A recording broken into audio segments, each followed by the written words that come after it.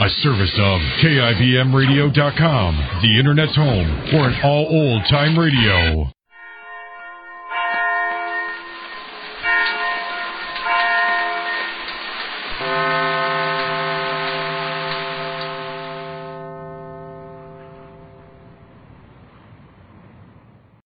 Your Coca-Cola bottler presents Claudia.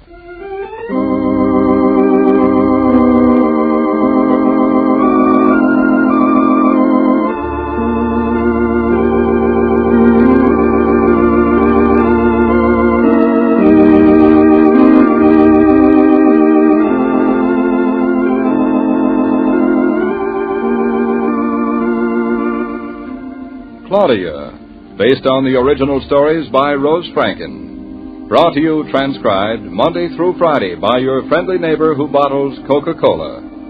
Relax, and while you're listening, refresh yourself. Have a Coke.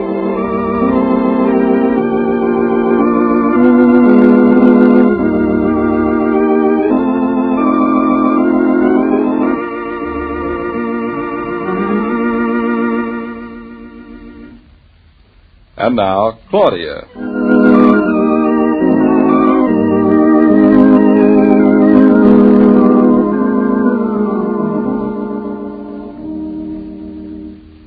Anything more for me to do around the house? I fixed the toaster, the door buzzer, the carpet sweeper, and the bathroom Not bulb. a thing, David. Are you sure that's all, Claudia? Absolutely. Say, what's got into you tonight, David? Nothing. I just feel like fixing things. Well, I think that feeling like fixing things is an awful lot like fiddling while Rome burns. I'm not sure I like it, David. You know, you're cute when you get serious. You're whistling off key, David. I suppose you think you can whistle better than that. I certainly can. You don't know how to whistle, Claudia. Never could. I've been practicing, Mama. All right, Smarty, let's see you. You mean hear me? Don't quibble, just whistle. All right, but you can't look at me. Please don't look at me while I'm whistling, David. It makes me laugh. He's very temperamental, David. An artist, Mother. I'll turn my back. Go ahead now. How can you turn your back when you're sitting down? All right, I'll turn my head then. Now All stop right. stalling. Go ahead. Here I go. David, that's not fair. You're looking at me in the mirror. You look like a fish. Thank you. You're not a very accomplished whistler if you can't do it when anyone's looking at you. I'm as good as David is. Who says? I says. Besides, you look like a fish, too. Insults won't help, darling. Everyone knows that whistling isn't a woman's work. I am not like other women. I told you I can, only not when you're looking at me. Hey, I know what I'll do. What now? I'll go into the next room. You'll be able to hear me from there. I've got a better idea. Why don't you both go into the next room and let David's poor old mother-in-law go to sleep now? On the hard couch that's her bed. I thought you always liked that hard old couch better than your nice soft bed. Don't you know that mother-in-laws are always looking for sympathy, Claudia? Fine chance I have of getting sympathy from you two. Besides, come Friday when we move, you'll have your bed back and you'll be sorry. I repeat, I am tired. I don't care what you do, but please take your nonsensical chatter out of the living room. Good night. I think she means it, David. Could be. Wait till I gather up my stuff. Here's my pipe. Don't forget the matches like last night. You nearly scared Mama to death. I don't scare to death that easily. The evening papers? You've read them at least 8 times. I haven't finished. Do you mind? Oh, what's so interesting in them anyway? Read them sometime and see. Haven't got time. But, David, when you get to the ladies' page, tear out the recipe, will you? Tear it out. I don't care who tears it out, but please get yourself going. I think she still means it, David. We're going, Mother.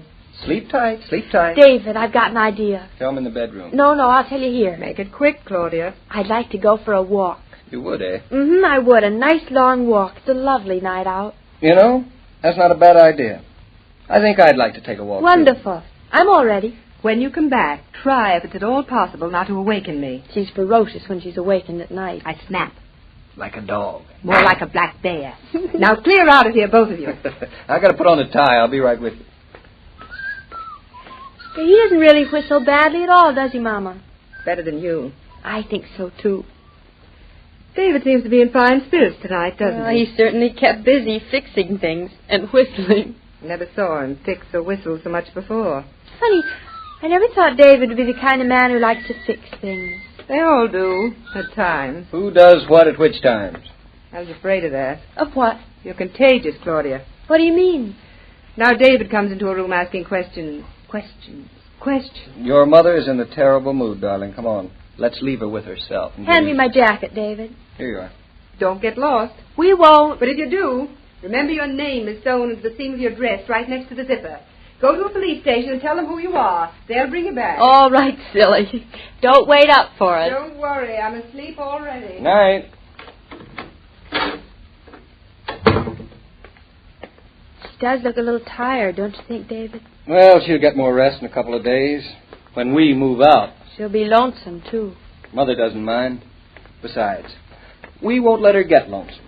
I wouldn't want to live alone. Would you, David? You're not your mother, darling. At her age, living alone is not so bad, I guess. Besides, she's an independent soul. She'll enjoy it. You wait and see. She wouldn't tell us if she didn't. No, but we could tell. You think so? I know so. Come on now. Where will we walk? Oh, out. Now, into the elevator with you. What floor, my lady? Now, what kind of floors have you got? Let's see. High floors, low floors, medium floors, wax floors, dance floors. Like to go dancing? Right now, I think we'll take the main floor. Down, down, down, we Somehow go. I never trust these kinds of elevators that go by themselves. I always think they're going to get stuck. They never do. Really, never? Very rarely. Well, I still don't trust them. I just don't see how they can run by themselves. That's the way they're made. They stop, they start, the doors open, one thing after another. Just like so. That's just what I mean. I press one button, stops on the first floor. Well, where did you want it to stop? On the first floor, of course. Oh. But why should it? Because. See, even you don't know. Of course I know. Then why? There's a little man who sits on top of the car. And when you press the button that says 1, that's where he takes you. I don't believe it. There is no little man. You're right, my dear. Then how does it know? Because you pressed the button. That's all you'll understand, so forget it. It may be all I'll understand, but I won't forget it. There now, be careful of that revolving door. Come in the same compartment with me. You scared to go by yourself? Terrified.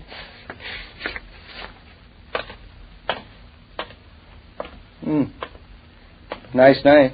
Isn't it? A little damp, but nice. Smart of you to suggest a walk, Claudia. Oh, I'm a very smart girl, didn't you know? I keep forgetting. Oh, it feels good to get out and walk. David, now that we're away from the house, tell me what's wrong. What's wrong? What do you mean? I know something's wrong. Was there anything I did? You're a dope. What could you do wrong? Lots of things. Well, you didn't do any of those lots of things tonight, dear. Then what is it, David? Look at the ring around the moon, Claudia. It's going to be a nice day tomorrow. Is that what it means? I think so. What makes the ring, David? Dampness in the atmosphere, I guess. I like it. Almost as much as a clear moon. Like Sort of mysterious. Like the elevator that runs by itself. It's not that mysterious. You know, I'd rather be an architect than anything else in the world, I think. I sometimes wondered if I were a man what I'd like to have been. Being an architect would have been nice, I think. Building things out of nothing.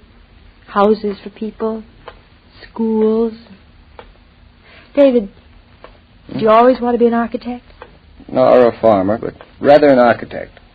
We're lucky you're doing what you like to do. You bet we are. I like the office. I like working with Roger. But still, sometimes I feel as though I'm not quite going in the right direction. Like tonight? Like tonight. Have you felt like this before, David? I guess so. But I can't quite put my finger on it. That's only because you don't have to. I don't even know exactly what it is I want to build. It's a feeling inside me.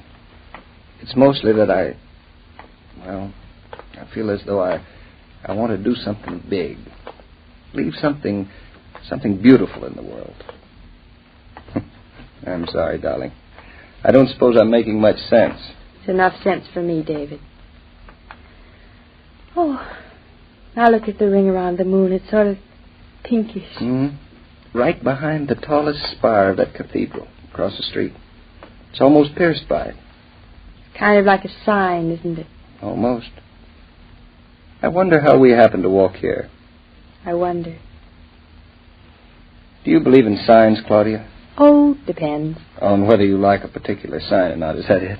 I like this one. David, do you believe in signs? No. Not usually. Come on. Let's go in.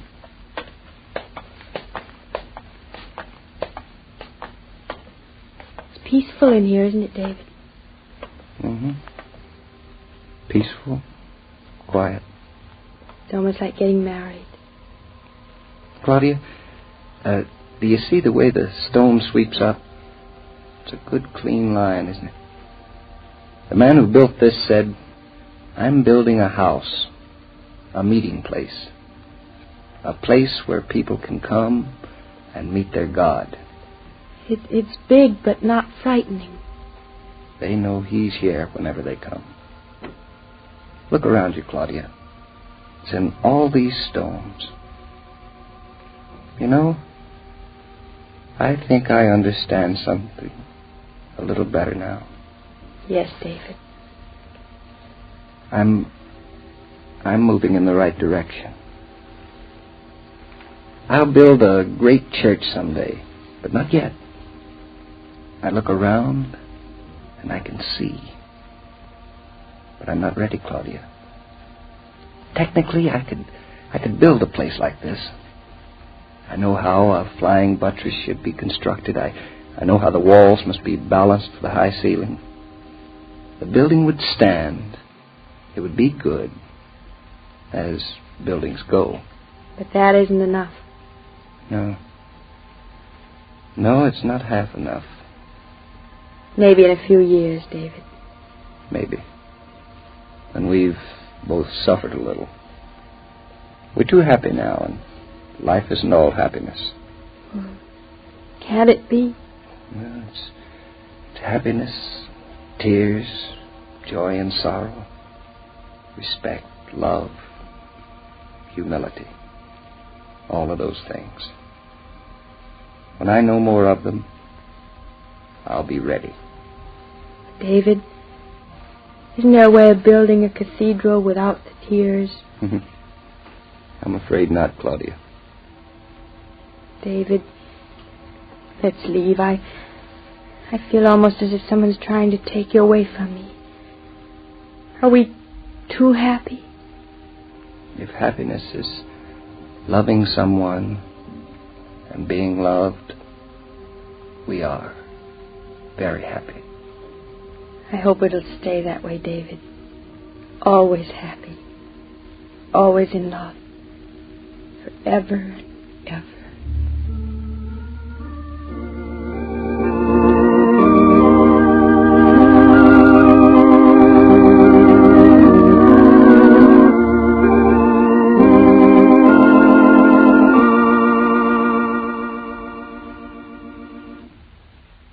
The story material used on this broadcast was under the supervision of Rose Franken and William Brown Maloney, creators of Claudia.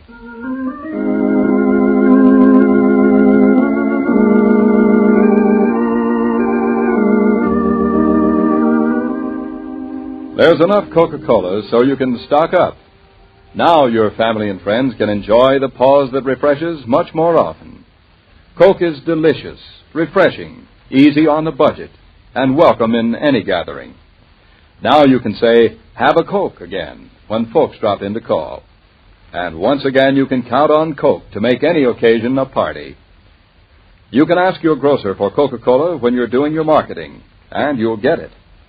Don't forget to bring home a supply for your refrigerator when you shop.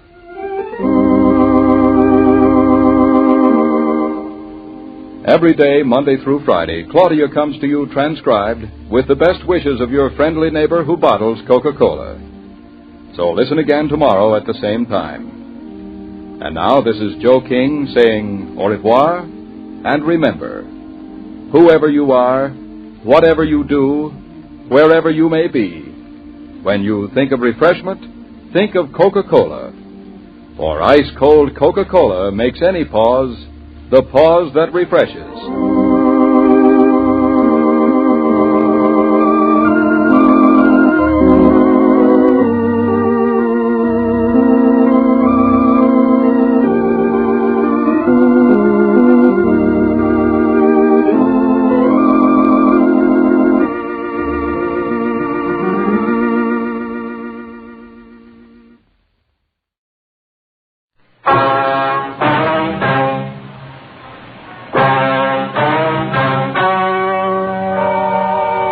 story you are about to hear is true. The names have been changed to protect the innocent.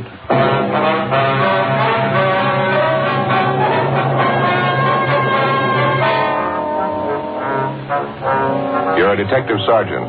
You're assigned to homicide detail. A small boy is reported missing from his home. His age, 9 years. Foul play is suspected. Your job? Find him.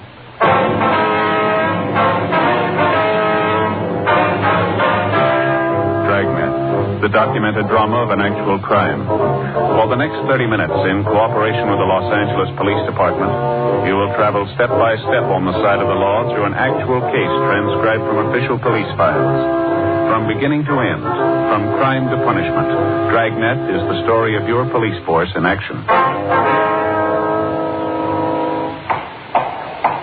It was Thursday, December 22nd. It was cold in Los Angeles. We were working the night watch out of homicide. My partner's Ben Romero. The boss is Thad Brown, chief of detectives. My name's Friday. I was on the way into work, and it was 3:55 p.m. when I got to room 42. Homicide. Hi, Joe. Ben? Well, here's the file on the Webster case. And all the follow-ups been there? Yeah. I get it. Homicide, Friday. This Levinson, Unit 113J. Got something for you. Yeah, Harry, what's doing? Doherty and I are out here on Commerce Avenue, 4656, trying to track down a 9-year-old boy. Yeah, what's the story? The kid's missing, suspicion of foul play. How long's he been gone? About 2 hours. Looks like a job for homicide. How'd he figure? The kid was last seen playing in the backyard of his home. Yeah? We checked over the yard. Did you find anything? Bloodstains, lots of them. They look new. Ben and I left a message for Chief of Detectives Thad Brown. And then we went over to the crime lab, picked up Lieutenant Lee Jones, and drove out the Arroyo Seco Freeway to Collis Avenue. It was an average neighborhood. Number 4656 was a one-story green stucco residence situated on the corner of Collis Avenue and Harrison Drive. Beyond the backyard was a tract of undeveloped land covered with scrub oak. Harry Levinson from Highland Park Juvenile was waiting for us in front of the house. Back this way, fellas. Coming, Lee? Till I get my bag. Who notified you that the boy was missing, Harry? The mother said she went out to do some Christmas shopping about 11 this morning, left the boy home. Mm-hmm. She came back about 2 this afternoon. He was gone. What's the name? Johnstone. The kid's name is Stanley, 9 years old. Mm-hmm. Was this gate open like this when you got here? Yeah, I haven't touched a thing. I hear the stains over here, Lieutenant Jones, along the edge of the walk. See? Yeah. Let me see. Yeah, quite a few stains, huh? Yeah. Looks like it might be blood. Try some benzidine on them. There we are. See what happened. Where's the kid's mother now, Harry? In the house. Doherty's talking to her. Did you talk to any of the neighbors? People next door, the ones on this side. They couldn't tell us anything. There it is, fellas. Yeah, Lee. These spots I covered with benzidine, they're turning blue. Blood stains, all right. Can't say definitely whether it's human or animal blood. Mm-hmm. Do you have to go back to the lab to run it through? Yeah, biological precipitant test. Hand me one of those glass vials for my bag, will you? Yeah, sure. Okay, here you go. Thanks. Scrape some flakes off for a test. There we are. How soon can you tap the blood for us, Lee? Precipitant test won't run more than 20 minutes. It'll take 3 or 4 hours to run a blood grouping, though. That's it. Anything else you want to check? Levinson? Anything else? Oh, yeah. Right here in my handkerchief. Empty shell. That marker over there by the rose bush? That's where I found it. Number 22, huh? Yeah. Might tie in, might not. Mark it and dump it in this envelope, will you? Mm-hmm. There you go. Yeah. Did you get a missing broadcast on the boy here? Doherty did about a half an hour ago. Here's his description here. Thank you. Will Mother know about the blood stain? No, we didn't tell her. She's worried enough already. She has no idea what might have happened to her boy, huh? No more than we do. She checked all her friends and relatives. We're covering the neighborhood. No trace so far. Not much to go on. Blood stains. Empty cartridge. Yeah, it could mean 100 things. Any ideas, Friday? Just one, and I don't like it.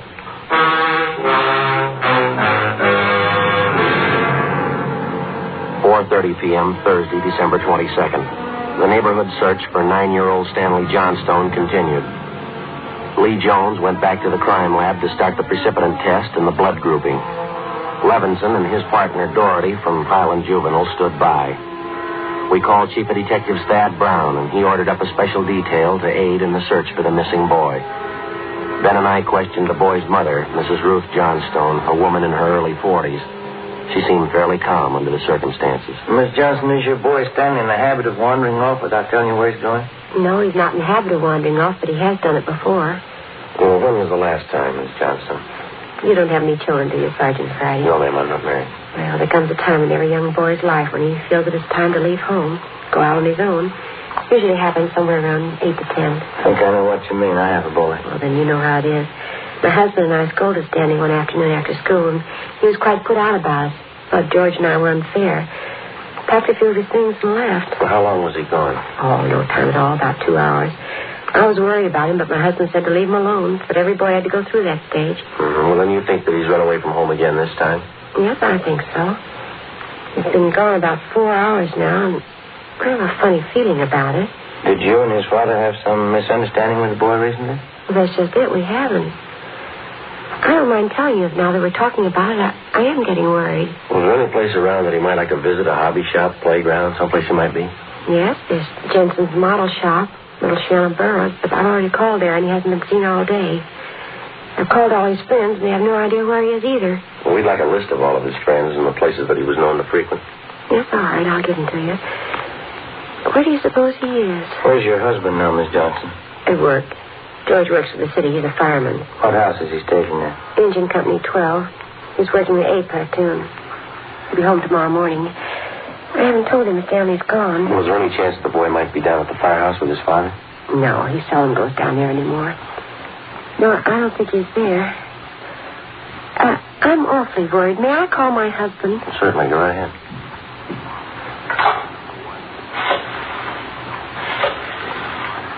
I know George will be worried.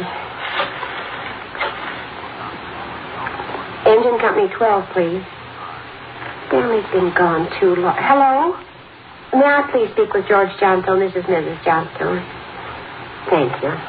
Oh, I hate to call George at his work. Yes, ma'am. Does your husband own a gun? Yes, he does. What caliber, do you know? It's a .45 automatic. He got a knock. George? This is Ruth. George, is Stanley down there with you by any chance? Oh. No, I can't find him anywhere. He wasn't here when I came home from doing my shopping. There are 2 policemen here. No, I said there are 2 policemen here. No, dear, I'll call you if we don't find him soon. All right, dear. Yes, you too. Goodbye. I didn't think he'd be with George. A .45, is that the only gun in the household? Yes. Why are you asking about guns? Has anything happened that you're not telling me about? No, ma'am, just routine checking. We'll have to take a look at that .45 if you don't mind.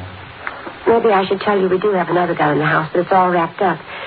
George bought it for Stanley's Christmas present. What if we could see it, please? Yes, well, will you have to unwrap it? Yes, ma'am, I'm afraid so. It's in the closet.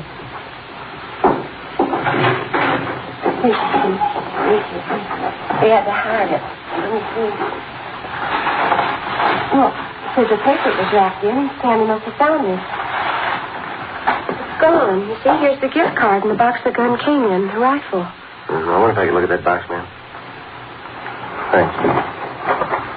How about it, Joe? .22 caliber. Thursday, December 22nd, 5:15 p.m. It was getting dark. The search for the missing boy continued. We checked the list of Stanley Johnstone's friends. None of them or their parents had any idea of his whereabouts. We talked with Levinson again. He'd been in touch with the detail combing the neighborhood. They'd found nothing. We went down to Collis Avenue and 10th Street, the service station on the corner. 1 nickel, Joe? Oh, I got one. Will you watch the tab? Yeah.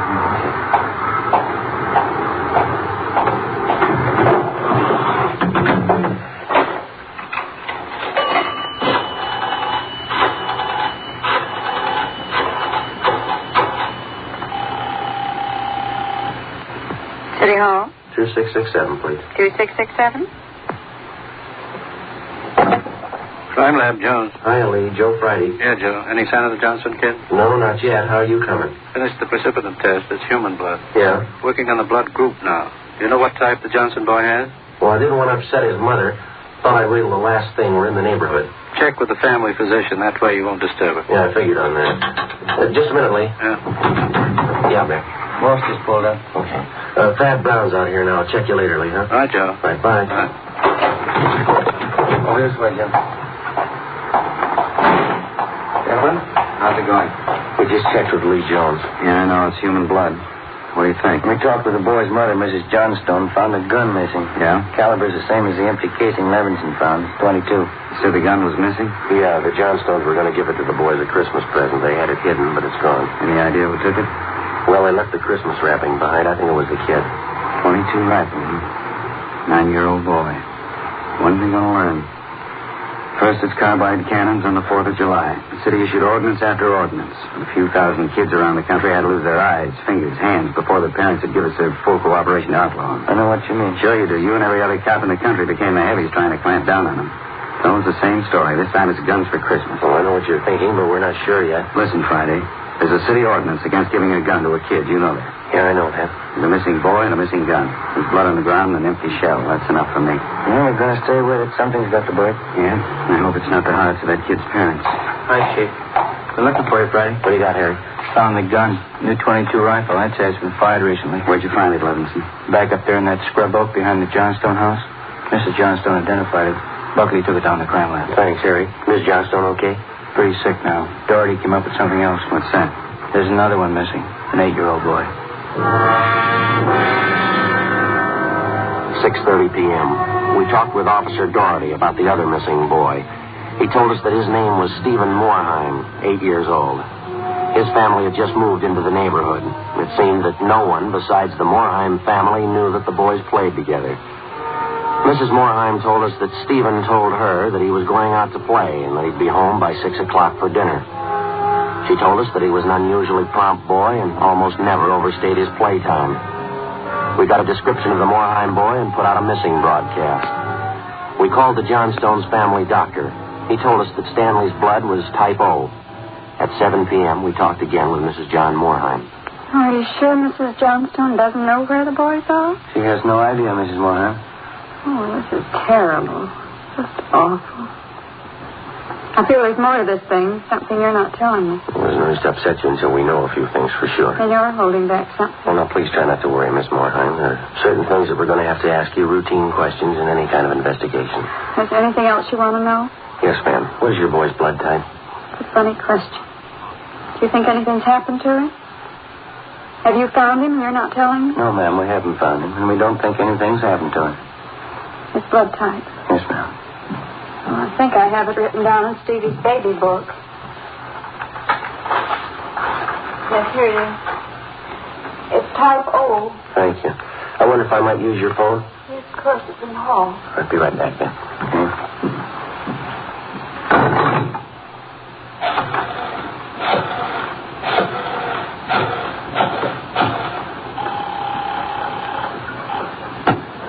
City Hall. 2667, please. 2667? Crime lab, thank you. Hello, Ray. This is Joe Friday. Is Lee there? Just a minute, Joe.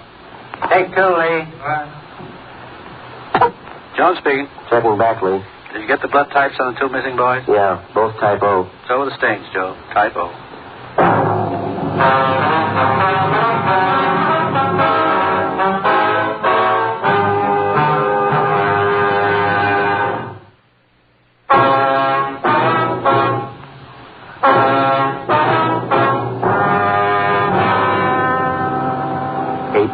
Thursday, December 22nd. Still no sign of either of the missing boys. Chief of Detectives Thad Brown went back to headquarters to direct the search from there. He dispatched another detail of 50 men to aid in the hunt for the missing youngsters. 8:30 p.m. It was getting a little colder. The citrus growers were warned to expect a freeze. We went up the block to see Mrs. Johnstone. Her husband had quit work early and returned home. We talked with him for a while. He could tell us nothing more than we already knew. We still had not informed either of the families about the blood stains and the empty cartridge casing which had been discovered in the backyard of the Johnstone home. It was more than possible that they had a right to know about our findings, but Ben and I felt that there was no cause to add to the distress of the 2 families at this time.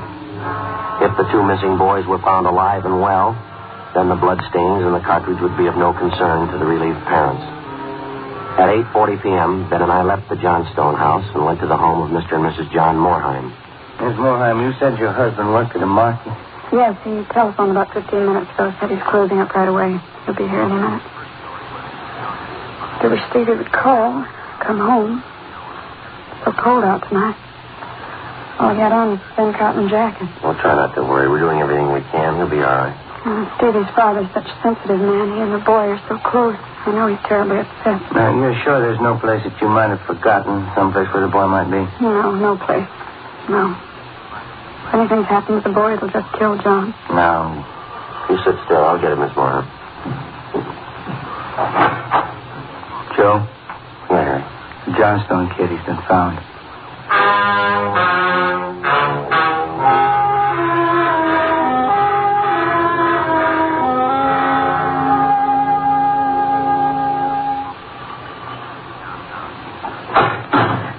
He's home, Sergeant. He's come home. Thank God he's all right. Where's he been? Did he tell you?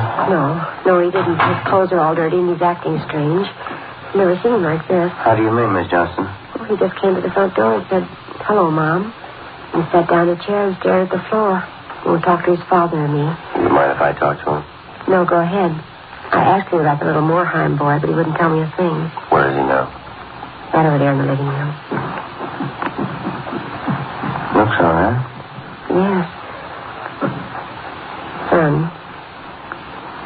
Son, this is a police officer. He wants to talk to you. Don't be afraid, dear. He only wants to ask you some questions. Son. You see, Sergeant? Stanley, look at me, son. Come on, youngster. Get your head up there. That's better.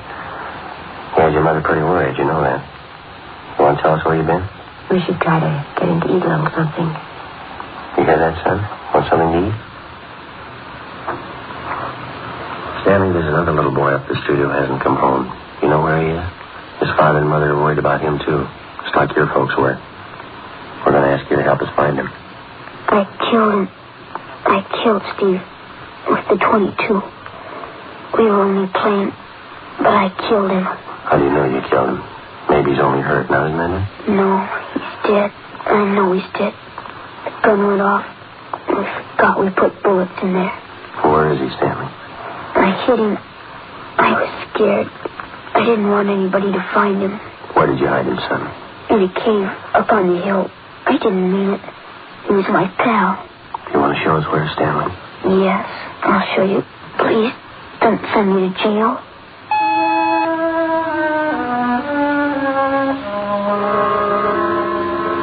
(9:15 p.m., Thursday, December 22nd. 9-year-old Stanley Johnstone led the way up the hill behind the backyard of his home. He showed us the wagon that he moved the body in. His father came along with us. About 50 feet from the crest of the hill, the boy pointed to a thicket of scrub oak. There we found a small cave holding the body of Stephen Moorheim. There was a single bullet wound in his chest just below his heart. He was dead. We covered the body. Stanley, how did it happen? I knew my folks were going to give me the gun for Christmas. I knew where it was, and I got it. There was a box of bullets with it. Were you pointing the gun at Stevenson? No, sir. No, sir, I wasn't. It was Steve's turn to play with it. I was chasing him. He tripped over that stump there, and he fell. Gun hit him in the stomach, and it went off. Well, why do you think you killed him if you're telling us the truth? I'm telling the truth. Honest, that's the truth. Well, I believe you, son, but why do you think you killed him? It was my gun. Stevie'd still be alive if I didn't go and get it. Should have waited till Christmas. It's all my fault. Well, where have you been all this time? In the cave with Steve. What were you doing in there, son? I was praying. I was praying for God to make him alive again.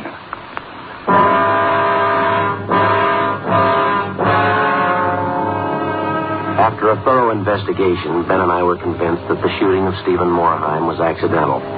Lieutenant Lee Jones' findings substantiated the Johnstone boy's story even to the smallest detail. We We put in a call to the coroner's office, and we acquainted him with the facts. He designated a local mortuary to handle the body, pending autopsy, and granted us permission to remove the body to the Morheim home. Mrs. Morheim collapsed. The family doctor was called. Ben and I sat in the living room to wait for John Morheim, the dead boy's father. Edith? Edith? Mr. Morheim? Yeah, you the police? Yes. Well, where's Edith? Where's my wife? Has my boy come home? Have you found him? Yes, sir. Well, where is he? Steve? Stevie? Where's Steve? He's hurt, isn't he? Yes, sir, yes. Well, where is he? I want to see him. He's hurt bad, Mr. Morheim. Where is he? I want to see him. How bad? Pretty bad. He's dead. All right, if I go in. Yes, sir, if you want. Will you go with me? Sure. Don't make it any harder on yourself, Mr. Morheim. I want to see my boy.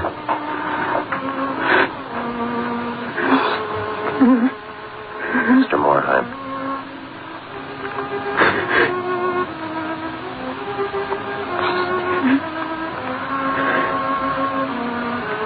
Listen to me, son.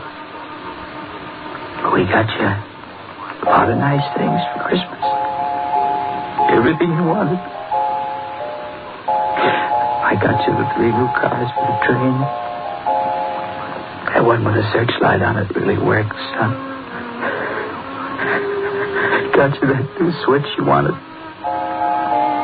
lot more track. Oh, now you can have big layout. And you know that new baseball mitt we saw? I got it for you. The cowboy outfit you want. I got it. Mr. Morheim. Come on, you. What happened? It was an accident. He was playing with a Johnstone boy up the street.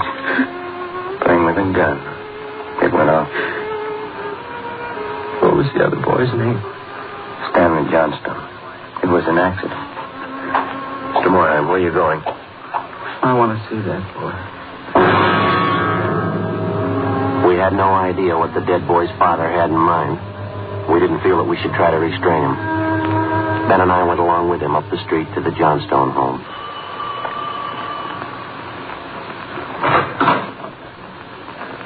I'm Stevie's father. Where's your boy? I'm sorry.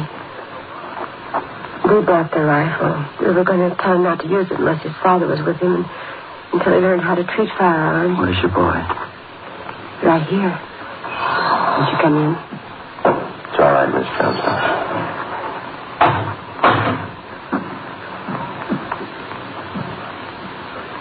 You the boy that was with Stevie? Yes, sir. What's your name? Stanley.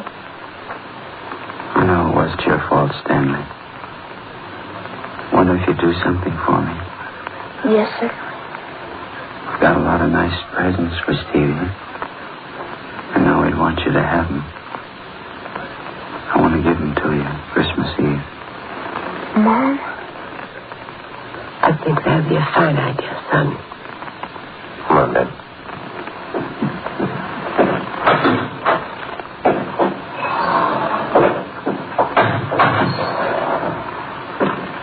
Well, what's it all prove, Joe? You don't give a kid a gun for Christmas.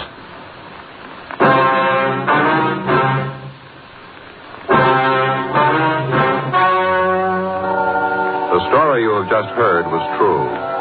The names were changed to protect the innocent. On December 24th, 1948, a coroner's inquest was held in the county morgue, city and county of Los Angeles, state of California. In a moment, the results of that inquest.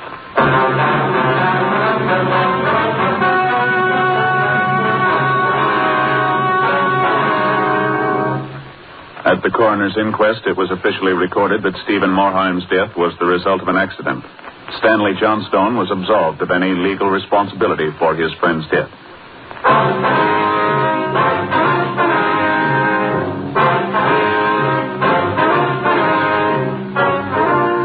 You have just heard Dragnet, a series of authentic cases from official files. Technical advice comes from the Office of Chief of Police W.H. Parker, Los Angeles Police Department.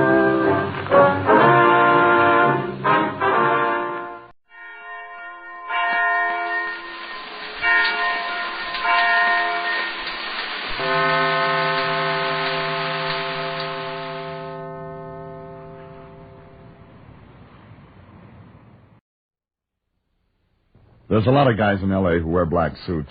Ushers, waiters, floor walkers, and the crew down at the coroner's office. Petticini wore a black suit, but he didn't do any of those things. He had a different angle. I found that out the first time I saw him. A big guy with a lot of black hair and a pair of hands he could have rented out to a shovel company. It all started last Thursday in a one-arm joint on 6th Street. I was working on a cup of coffee that would have been Exhibit A for the Restaurant Commission. When the skinny guy runs the place got ambitious. Hey, bud.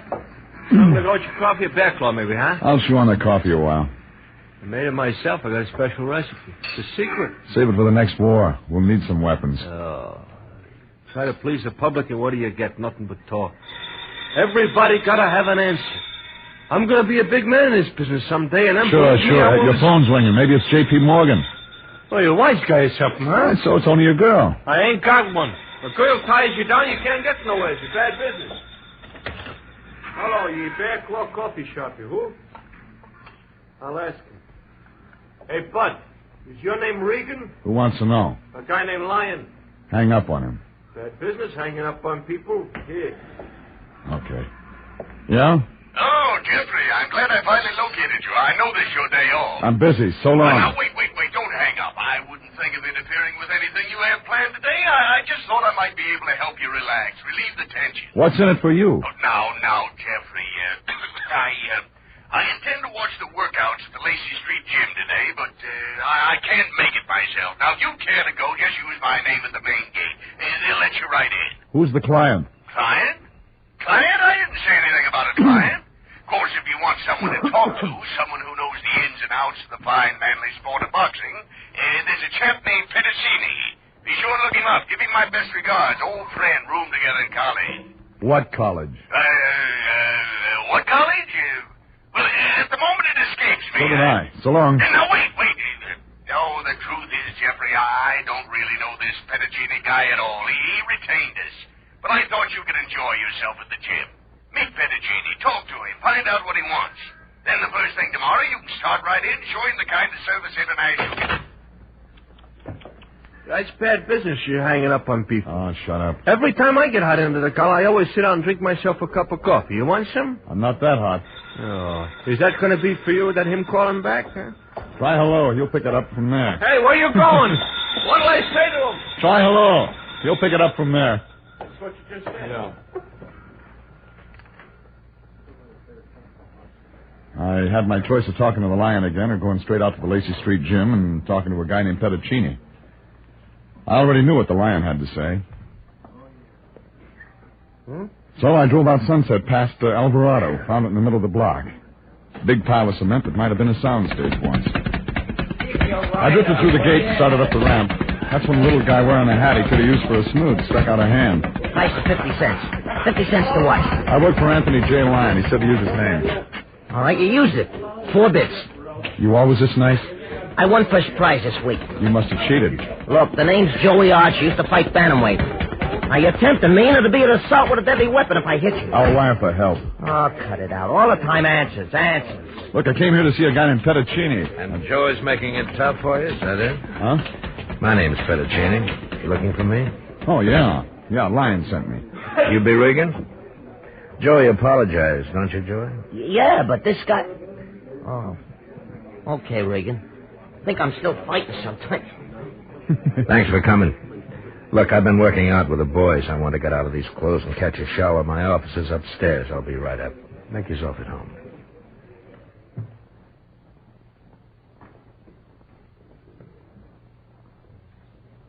It wasn't much of an office. A couple of rooms with a connecting wastebasket.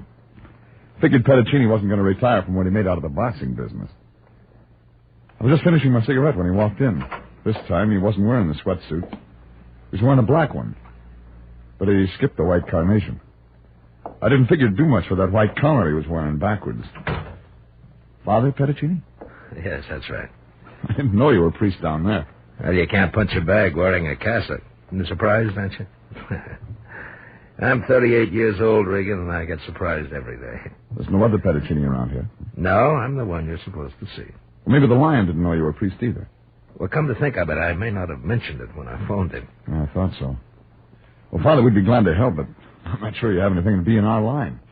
This is in your line. Oh? All right, Father, what can I do for you? Find Davy Lang. Do you know him? Middleweight? Mm-hmm. One who topped Al Shummer 2 nights ago. That's him. Gee, a guy like Davy'd be hard to lose. Not so very. You know anything about him? Well, I've seen him fight. He's a comer. Turned pro a couple of years ago, that's all. I'll tell you the rest. He's got a good right hand, and he keeps in training. He's one of my boys, Regan, and I want him back. Well, a guy like Davy can take care of himself. Nobody can take care of himself. Davy's on parole, Regan. He made a mistake once. And you don't want him to make another one. He's due to report at the parole office before Saturday. Well, what's he waiting for, an engraved invitation? I don't know, Regan. I haven't talked to him lately. Oh, he's disappeared. Yeah. They gave him a rule book when they let him loose. He knows what he's doing. And you and I both know what it means if he antagonizes those people. It'd be rotten if they sent him back up. Rotten. You can only do one job, Father. I'll do a dozen if I have to. That's why I wear this collar. Have you got a light? Yeah.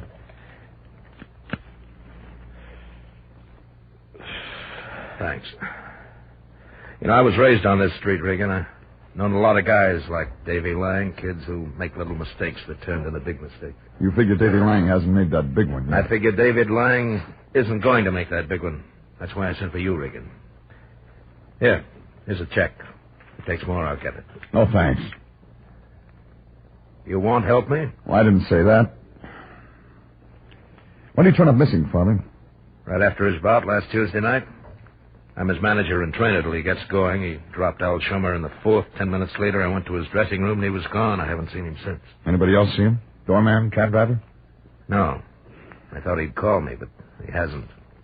I've been over to his place 3 times, no answer. What do his people say? His parents dead. He lives alone at this address. Here. You've seen him in the ring. You know what he looks like. Yeah. Does he have a girl? I don't know. Anything else that'd help? Yes. Davy's a good boy. I told you I'll do the job, Father. You'll do it better if you believe in him. Suppose it turned out different. Suppose I tell you about a middleweight named Ignatius Loyola. Look, nobody's going to put Davy's picture on a church window. You don't have to be a saint to make the finals. Even the Bible says sin's here to stay. And that's why people like me will always have a job to do. All right, Father. I'll let you know when I have something. Thanks, Regan. Oh, Regan. Yeah? You didn't ask me why I didn't call in the police. I didn't have to. Davy's not in violation until Saturday.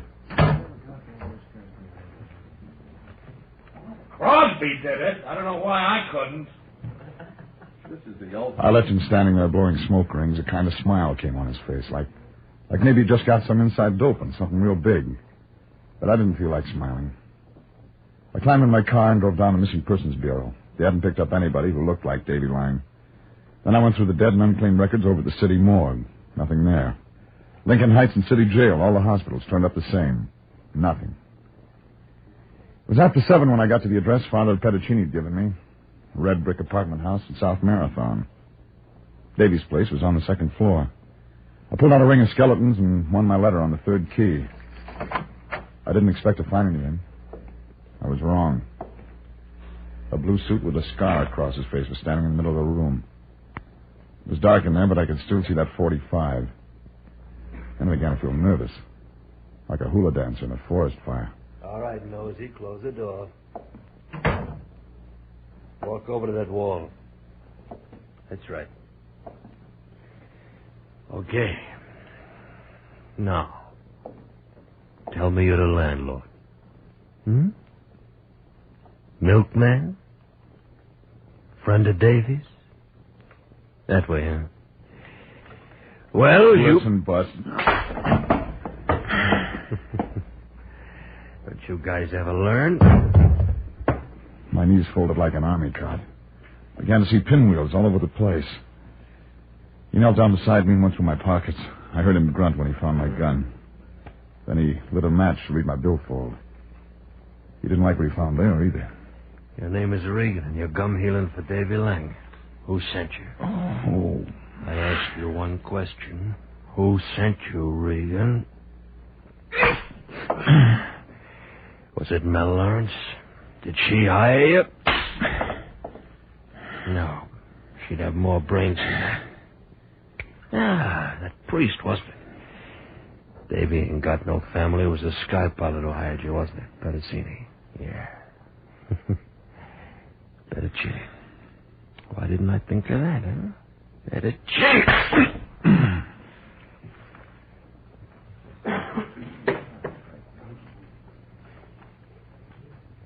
It was a good show, but I didn't catch the last act. I did remember the advance publicity. Any kind of preview tell you Davy Lang hadn't just run out on a priest and parole board. There was a lot more I had to find out, and it figured Father Pedicini wasn't going to like the way it wound up.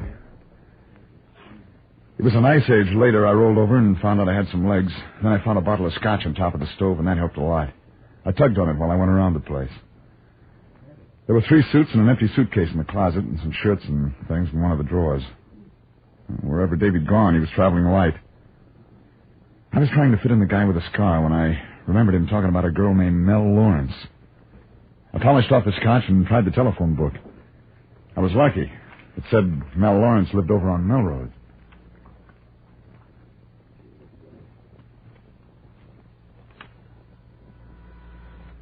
I was still rocking on my heels when I rang her bell. Bell? When I saw that blonde hair, I began to feel better. She stood there and looked at me a while like I was breathing some air I shouldn't. And she turned halfway around and gave me a profile. I wasn't expecting company, or I'd change clothes. You got something better in there? Do you like the way I wear my hair? Fits your face. How about my face? Do you like it? It's nice. I'm looking for a new boyfriend. Mine ran out on me.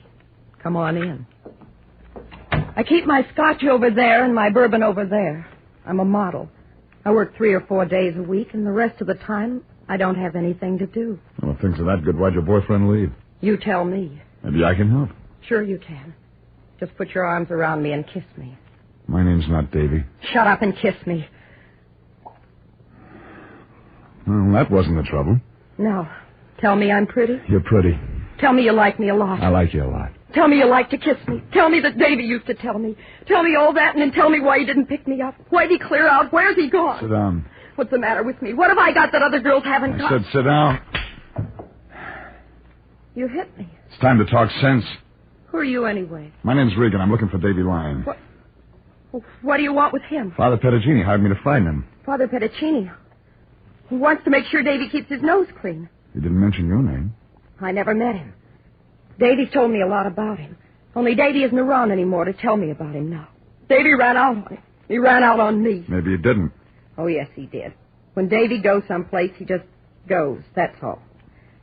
You aren't going to find him. A blue suit with a 45 and a scar said different. I met him I tonight. met him tonight over at Davy's place. You know Davy's playmates. Who is he? I don't know a man with a scar. Who is he? I don't know. You aren't helping Davy. I'm not Pedicini. I couldn't help anyone. Go on, Regan. Get out of here. Get out of here. I don't feel very good. I don't feel very good at all.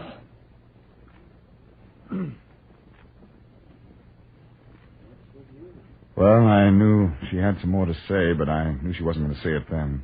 So I left her sitting there and got in my car and drove home. I wanted to think. I wanted to get one good reason that said Davy Lang wasn't playing on the wrong team. When the lion's around, you don't do any thinking. The lion was around.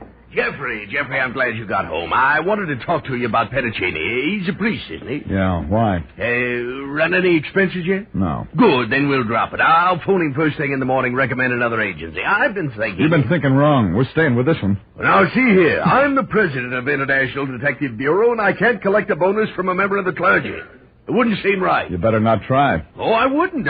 Those men take the vow of poverty. But we haven't taken any vow of poverty, and the agency has expenses. Now, get this. We're hired to find Davy Lang, and we're going to find him. Why? Why should we? Because everything doesn't add up to a $. No? What doesn't? A priest named Pediccini. A guy named Davy Lang who's got a date with a parole board. Now, wait a minute, Regan, wait. You've been touched by this thing. Get out of here. There's something in all this has got to you. The humanity of the thing. Oh, I can see it now, Regan. Your picture on the front page. Me standing beside you. Brotherhood. Yeah, sure. Yeah, don't shout. The agency held up to public acclaim. Perhaps the paper starts a fund to repay us for our humble efforts. Out. Jeffrey, I haven't finished. You can't shove me out the door that way. Jeffrey, let me in. What's the meaning of this?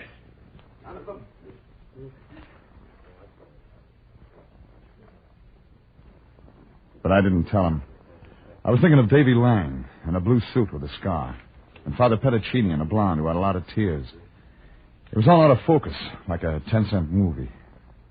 Blue suit sounded like he knew Davy, but I didn't like the way he'd said it.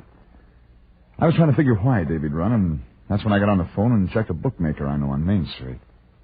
Hiya, baby. What's up? Davy Lang, Al Shummer bout last Tuesday. Lang bounced him in the fourth. Well, how did it figure before the fight? Let's see. Lang was favored. Plenty of 8 to 5 around town. More than usual? Yeah. It's a real coarse coin on that one. Anything wrong, baby? Yeah. What? It came out right. Huh? Hey, I don't get it. Neither do I. No, I won't throw that one away. But an hour later, it started to work through. It figured that Al Shummer, the other fighter, might be able to fill in some bald spots. I got his address from the Times sports desk and went down to his hotel, a place on Soda Street. But Al Shummer was through answering questions. He was lying on the floor when I got there. A knife the size of a baseball bat was sticking out the front of him. And he had company. Father Pediccini, picking up where that knife left off. You'd better phone the police, Regan. Who did it? When did it happen? What? Regan, just call the police, that's all. All right, I'll do it. But, Father... I know enough law for this one, Regan. I'm suspect number 1. This is CBS, and you are listening to the story of the Man in Black. Tonight's adventure with Jeff Regan, Investigator.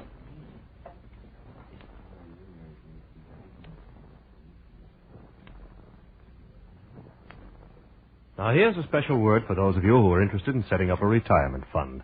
One that will permit you to have some of the good things of life before you're too old to enjoy them. I'll give you her name later. Are you satisfied with what you've been able to save so far? It's not easy to save these days, but here's a way you can do it. Start now and save before you spend by putting your savings on an automatic basis. Join the payroll savings plan where you work and invest in United States savings bonds.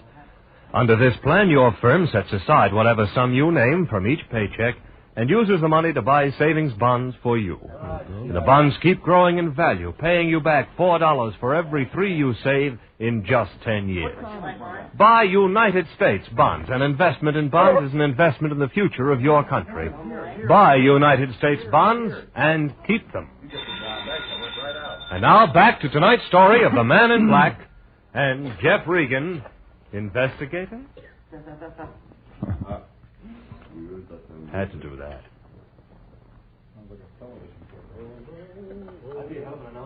When I walked in that hotel room and found Father Pediccini standing over what was left of Al Shummer, it didn't take 20/20 vision to see Davy Lang was running hard. And Pediccini was blocking for him. Well, I phoned homicide, and they showed up 10 minutes later. Sanducci was handling it. He changed 8 shades when he saw who he had to ask questions. But Sanducci's a cop. Took him 13 years to get that double-breasted suit. And he started in. All right, all of you. Clear out, beat it. We'll dress it up later. Well, Father, you know what I got to do? We all have our jobs, Lieutenant. I'm going to ask you first, Regan. I came over to see Al Shummer. And he found me beside the body. I was administering extreme unction. He was still alive? I wasn't sure, in a case like that. I know, Father. What business you got with Al Shummer? He called me, asked me to come. Why? I don't know. I found him this way. Regan, how about you? I wanted to talk to him. About what? Fight. A fight, huh? That's all there is to it. Tu sei un grande bugiardo. I speak Italian, too. Se tu vuoi sapere qualunque, allora domanda da me. Se tu domande, non sono esaudiente. Provatemi. Padre, io ho una missione e lo devo fare. Regan, Io te domande un'altra volta. Look, once more, Regan. Tell me why you want to see Schumer. Regan works for me. Ask me the question. All right, I ask you. Not here. Down at headquarters, Lieutenant. Headquarters? You want me to arrest him? Regan found me in a room with a murdered man. That's enough to take me down for. But I... All right, Father. I take you into custody. And Regan, you know what you have to do. I know, Father. Well, let's get busy. Father. Yes. I've made 1,000 arrests in my day. I've taken them in for everything. You sure you want me to do this? Like you said, we all have our jobs to do.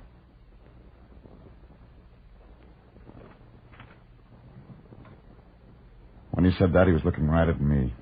And I began to get a helpless feeling, like a butterfly in a wind tunnel. Well, when we got downtown, Sanducci waved a hand at the prowl car and had the driver turn into the garage instead of going in the front way. Then he climbed out and talked to some uniform standing in the office. They came over and got Father Petticini. As soon as they were out of sight, Sanducci turned to me. All my life I've been a cop, Regan.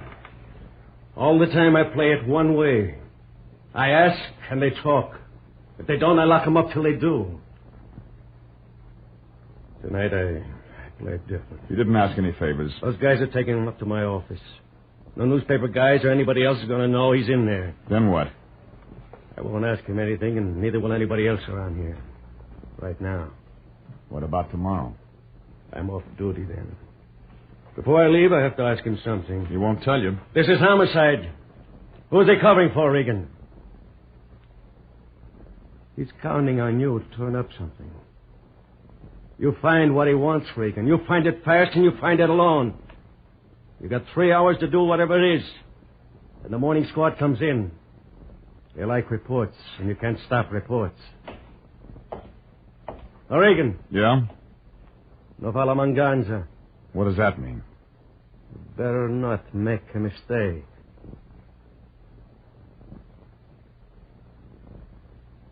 Sanducci was bending over backwards to give me time. 3 hours to find Davy lying. That meant I had to forget the routine stuff and try other ways. I got to Melrose as fast as I could. It took her 5 minutes to answer the door. She didn't look happy. What are you doing back here? I forgot my homework. Say, you can't. I just did. Why? Now, look, lady, we can pass up the preliminaries, get to the main event. You... I want information. I want it fast. Where's Davy? I don't know. I lost my head and told you too much when you were here before. Where's Davy? You're hurting my arm. I'll break it if I have to. If you love him, tell me where he is. I don't know. Really, I don't. It's just like I told you. Come on. All right. I was afraid. Talk. Davy told me he meant to throw that fight with Al Schumer Tuesday night. That he'd make a lot of money doing it. That we'd go away and get married, maybe. That's all I know. That isn't enough. The odds were with Davy. He won. Well, then ask Al Schumer what happened. He's all used up. Somebody stuck a knife in him tonight. What? And homicide's holding the priest. Father Petticini? You know why? I don't. Because he thinks Davy boy is still number one on the good parade. Now, you and I know different. Now, tell me the real setup. I can't. I don't know. Then I'll tell you. Davy was going to throw that fight. Then he found someone who'd pay him more to play it the other way. So we got together with Schumer. Schumer laid down on the fourth. Davy walked out on you and everybody. Maybe he did. But he didn't kill Schumer. I think he did. Schumer was going to talk. Davy wouldn't kill a man. He's not bad. I heard that before. But he's not bad. He didn't show up for you, did he? No, but... He double-crossed Petticini by fixing a fight. Then he doubled back, didn't throw the fight. He was probably trying to double on Schumer tonight when he stuffed that shiv in his ribs. No, that's not Davy. Not Davy at all. No, lady. No, that's not Davy. Of course not. Davy's a real good boy.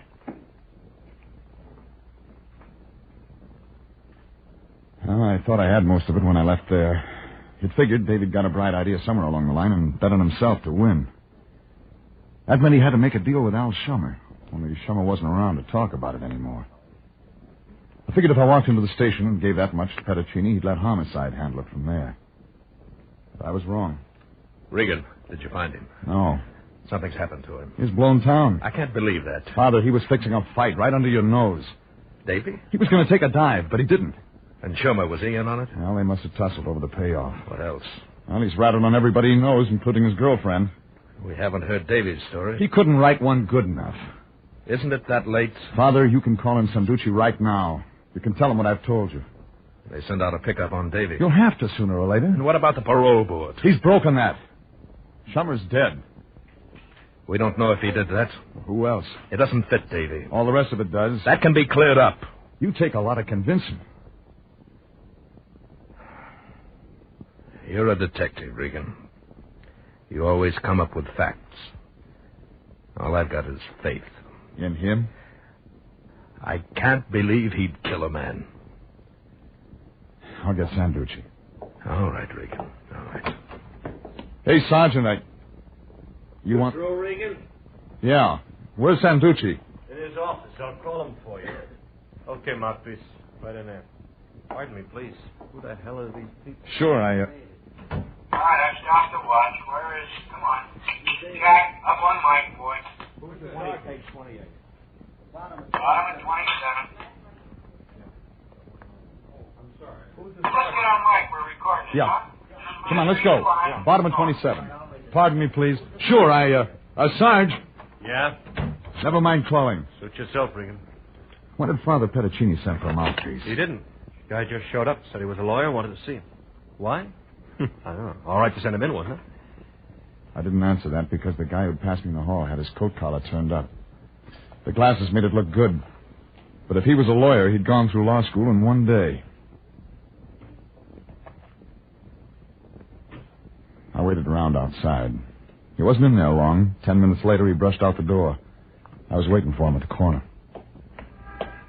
Hello, Davy. How's murder these days? Easy, kid. This is a gun. You're no cop. I don't know what you told him in there, but I don't listen easy. Oh. You must be Regan. You've been looking for me. Yeah. You slip around fast. That gun doesn't make you look that good. I saw the guy with the shiv in him. You might have used the same line on him. Father Petticini told me how you figured it. I can't blame you. I know it must have looked that way. You got something different? I'll tell it to you. I don't expect you to believe it. Did he believe it? About me fixing up the fight? That's right. I was going to lay down for $2,000. But you didn't. Who offered you 4? I deserve that. But you got it wrong. Tell me how. I was up there in the ring sparring with him. It was one of those crazy things. I wanted to make it look good, and... well, Shummer's got a glass jaw. One connected, and he went down for the count. Sounds like a fairy tale. I told you it wouldn't be easy. I had to run after the fight. Denton doesn't like things not to work out. When Shummer went down, the guy who was paying me lost a pile of dough. Wait a minute. The guy who was paying you... Toby Denton. A guy with a scar. Yeah. He's after me. Yeah. Yeah, he sure is. What's the matter? Well, my arithmetic's lousy. When I added this thing up, I put you in, but I left the scar out. What's that mean? It figured you killed Shummer to stop him from talking. I didn't. I can't prove it, but I didn't. Well, whoever did called the Padre to come over there.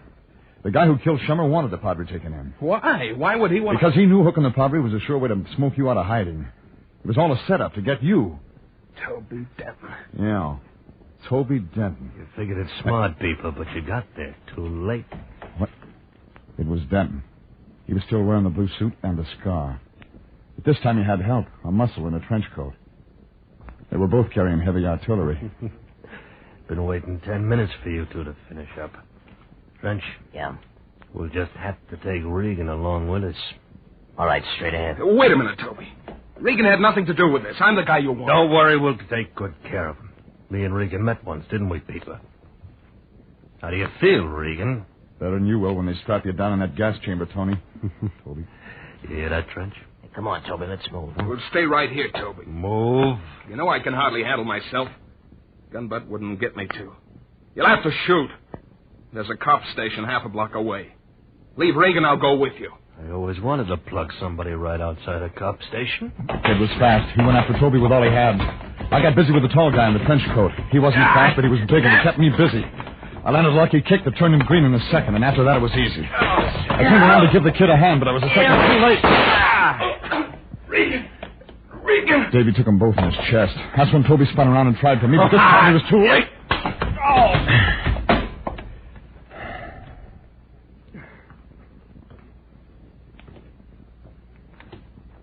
Lie still, kid. I'll get a doctor. Regan, I've done everything wrong.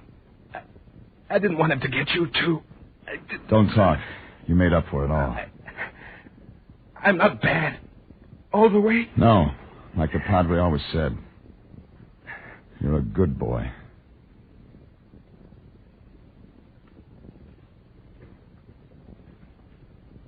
Well, the ambulance got him to emergency hospital, and they went to work on him. I waited around with Father Petticini all night until a nurse walked out, said that they were going to have to give Davy some transfusions, but he'd live. Then I got over to headquarters and explained the whole thing to Sanducci. He said it didn't make sense, but when I got Father Petticini on the phone, they talked it over in Italian, and Sanducci seemed satisfied. So it was about 10 in the morning when I dropped in on the Lion on the way home. He was stretched out on a couch in his office. It was sagging in the middle. So was the Lion. Oh, Jeffrey, don't disturb me. I'm ill, Jeffrey, ill. Now what's the matter with you? Oh, it's that man Petticini. He's a fiend, Jeffrey. Man's got an uncanny power. It isn't that. Wait a minute. Where did you see Petticini? At the hospital, of course. I checked with headquarters and found out what had happened, so I just thought I'd go over there. You mean you took his money after all? Took his money? Are you being funny? I walked in, the first thing I knew, he'd Svengali'd me into the operating room. The operating room? Yeah, I'm a type O, Jeffrey. Me, the same blood type as Davy Lang. And you think you made this thing turn out right. Well, what are you grinning about? I don't see anything funny. You wouldn't. But cheer up, Fatso. Why? Why should I? The hospital pays $25 for a pint of blood. You may get something out of this yet.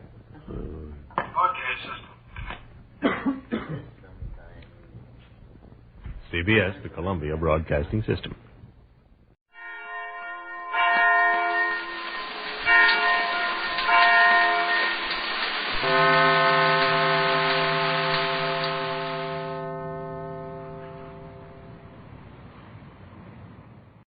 Ladies and gentlemen, the makers of Fatima cigarettes and the entire cast and crew and technicians of Dragnet respectfully dedicate tonight's program to the memory of Barton Yarbrough, who created and portrayed the role of Sergeant Ben Romero.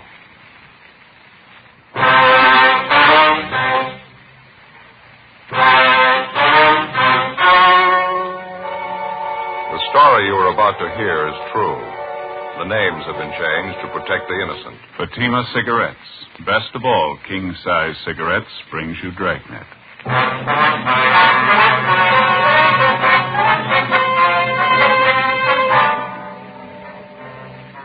You're a detective sergeant. You're assigned a robbery detail. 2 convicts escaped from a nearby state penitentiary in the early morning. According to reports, they're heading for your city. They're both armed. They're both dangerous. Your job, get them. Fatima, America's first, largest-selling blended cigarette. Now king size. See the difference. Taste the difference. Smoke the difference. And in Fatima, the difference is quality. Yes, you get all the advantages of extra length, plus Fatima quality, which no other king-size cigarette has. Fatima quality that gives you extra mildness, a much different, much better flavor and aroma. Definitely the best quality in its class, at the same price as the cigarette you're now smoking. So compare Fatima yourself today. When you see the difference, taste the difference, smoke the difference, you'll switch to Fatima. Because in Fatima, the difference is quality. Ask your dealer for Fatima in the bright, sunny yellow pack. Fatima, best of all king-size cigarettes.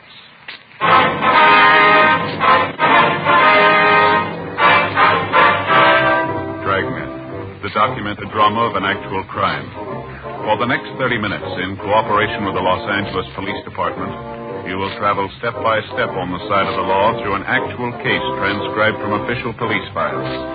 From beginning to end, from crime to punishment, Dragnet is the story of your police force in action.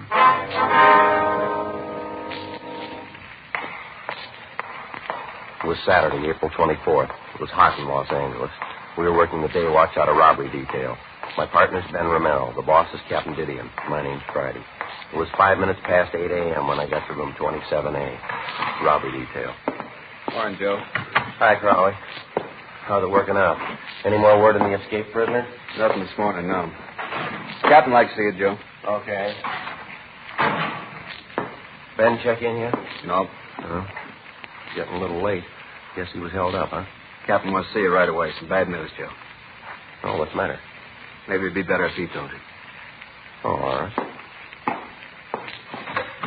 Oh, morning, Joe. Hi. Do you want to see me? Yeah, come on in. All right. Sit down. Yeah? Got some bad news, Joe. Real bad. What's the matter? I know how much it means. I wish I didn't have to be the one to tell you. Well, tell me what. Sorry, Joe. It's about Ben. Something's happened. Ben? Well, what do you mean? We were notified about it early this morning. I thought about calling you. Figured it'd be better if I told you in person. Well, what's the matter? Is Ben sick? He's dead, Joe. Ben's dead early this morning. What? Yeah, sorry. Heart attack happened a little after 6 o'clock this morning. No. Got out of bed, started dressing to go to work, went downstairs, put a pot of coffee on, made some toast. Wife heard him fall. She went downstairs and found him. Already dead. Went fast. Look, I don't get this. It couldn't be. Sorry, Joe. Means a lot to all of us. Yeah, well, I still don't get it. Ben didn't have any trouble with his heart. He never mentioned anything about it. Well, maybe that was the trouble. With his heart, all right. When his wife found him, she called the doctor and the fire department rescue squad. They worked over him for an hour. No use. And his wife called me. Enough to tear your heart out. I can't believe it. What'd she say? Well, she didn't break up. Too shocked to realize it, I guess. Sounded apologetic. She said, "I'm sorry, Captain. This is Mrs. Romero. Ben died this morning. I thought you ought to know. Ben's dead." Oh, that's terrible. A lousy shame. Kept saying the same thing over again. "I'm sorry, Ben's dead. I thought you ought to know. Ben's dead." Yeah. Joe Whitehead and I went out there right away, tried to talk to her. Wasn't much use. Excuse me. I'm sorry. Well, you were with him a long time. Yeah. 11 years. The day I came on the job, they assigned me as his partner. Yeah, this is a tough one. It's hard to believe. It's tougher on his wife. If it's all right with you, I'd like to go see her. All right. I wish I could give you the day off, Joe. I know what it means to you. The escaped convicts thing, I just can't spare you. Yeah, that's all right. I'd just soon work. I figure I ought to talk to Amy, though. Might help to take the edge off it for it, maybe. Sure. Go ahead. Joe? Yeah? I know what it is. I've been on the job 19 years. Lost 2 partners. Good cops. One of them was killed in the line of duty. The other one worked at his job until he dropped. It's the same thing, Joe. Yeah. In my book, they both rate medals. I left the office and went down in the elevator alone. I got in the car and I started over for Ben's place. I thought about what I was going to say to his wife. I thought about his little boy. I thought about Ben. 11 years I'd been working as a cop. And all of a sudden, it wasn't the same anymore. I thought about the first day I met Ben. I was a rookie. I remembered what he taught me about being a cop. I thought about how much I owed him. I thought about the thousands of cops just like him all over the country. The ones that came before us, the ones that'll take our place.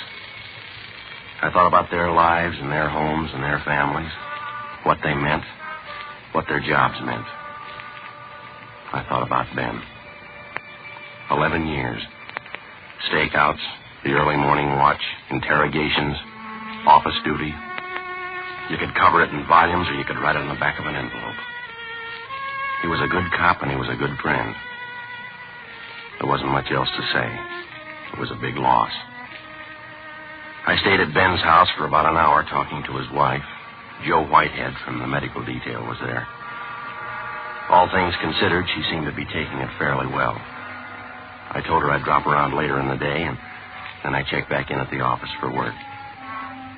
Temporarily, Sergeant Ed Jacobs was assigned to work with me. The big problem at the moment was a pair of escaped convicts. Jacobs and I drove out to run down on a possible lead. 11:05 a.m., we got to the address listed, the Cathedral of St. Augustine. We checked in at the rectory, and then we went around to the church.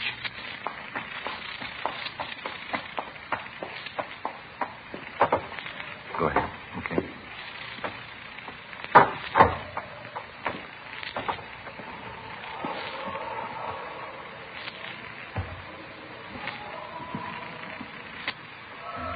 Beautiful church, isn't it? Yeah, a nice choir, isn't it? Wonder if they're holding services. No, choir's probably just practicing. You see the priest around anywhere, Ed? No. Oh, yeah, there's someone over by the side altar there. Looks like the padre. Yeah, come on. Easter hymns. Feel pretty, aren't they? Yeah, they sure are. It really takes me back. You'd never believe it, Gil. What's that? I used to be a boy tenor. Excuse me, please. Yes? Are you Father Newman? Yes, that's right. Can I help you? Police officers, Father. I see. This is my partner, Sergeant Jacobs. My name's Friday. No problem. Housekeeper over at the rectory told us we could find you here. I'd like to talk to you for a few minutes if you got the time, Father. Let's see. I have confessions starting at 3 o'clock. Leaves me about 10 minutes. What was it about, Sergeant? Well, we're inquiring about a Stanley Blair, Father. We understand that you knew him fairly well. Oh, yes, I do. Matter of fact, I read about him in the paper this morning. The trouble he's in. Is that what you wanted to talk about? Yes, sir, that's right. We're making a check of all his known friends, his relatives. Very unfortunate, isn't it? Did the newspapers have the story correct? Yes, sir, I'm afraid so. Yeah, I wonder if we could step outside, Father. We could talk out there without disturbing anyone in church. Surely, Sergeant. This way, please. Thank you. Certainly a tragedy. I mean, happening at Easter time. I'll remember the boy in my mass tomorrow. Lord knows he can use some prayers. Yes, sir, I guess he can.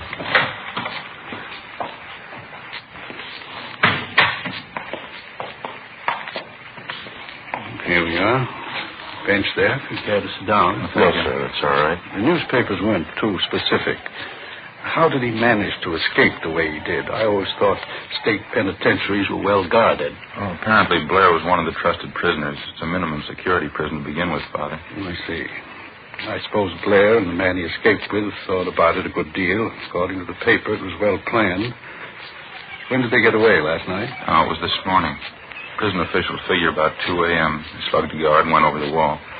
Somehow the two of them got hold of a gun, held up a motorist on the highway and stole his car. That's the last report they had. Terrible. Do the police consider them dangerous? Well, they're armed, Father. Both of them were doing time for robbery. They've both used guns before. How about possible contacts you might have out of town, Father? Can you help us there at all? I'm afraid not, Sergeant. I think Stan knew some people in San Francisco. I don't know their names or addresses, though. I haven't any idea. And there's no special person or place that you know of that he'd be likely to go if he heads back for Los Angeles? No, none I can think of. You imagine he'd be likely to come back here? We're not sure. Last report we had seemed to indicate Blair and his partner were heading this way. Prison's only about 40 miles away. Could be there in the city now. I don't understand. I mean, with all the police looking for them, why would they come back here? They probably figure they can find cover a lot easier than they could in some of the small towns. Sergeant. Yeah, Father. Do you think they'll have trouble taking Stan? I mean, can they take him alive? Well, we'll try our best to make it that way. It's like I told you, Father. He's got a gun. If he's cornered, there's a good chance he might try to shoot his way out. It gets discouraging sometimes. I try to help them. I pray for them. Young thieves. I only hope they're all as lucky as he was. How's that, sir? The grotto back there in the garden. Figure of a man in it. Oh, yeah. It's a statue of Dismas. One of the luckiest men who ever lived. I like to tell fellas like Stan about him. I don't think I understand, Father. You know the story of the crucifixion, the two men who were crucified with Christ. They were both thieves. Mm-hmm. A few minutes before he died, one of the thieves turned to Christ on the cross, confessed his crimes, asked our Lord to remember him. Christ told him, "This day you'll be with me in paradise." The man's name was Dismas. We like to call him the good thief. Oh, yeah. Uh-huh. I told Stan about it right here in this courtyard. He should have remembered it. Yeah, I guess so. I told him you never give up hope. You can make the grade in the last 5 minutes of your life. Stan ought to know better. He ought to remember. Sir? The good thief. He made it with a prayer, not with a gun in his hand.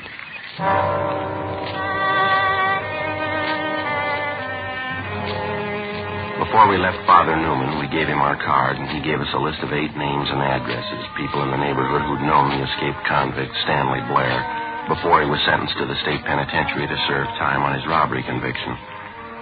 3:15 p.m.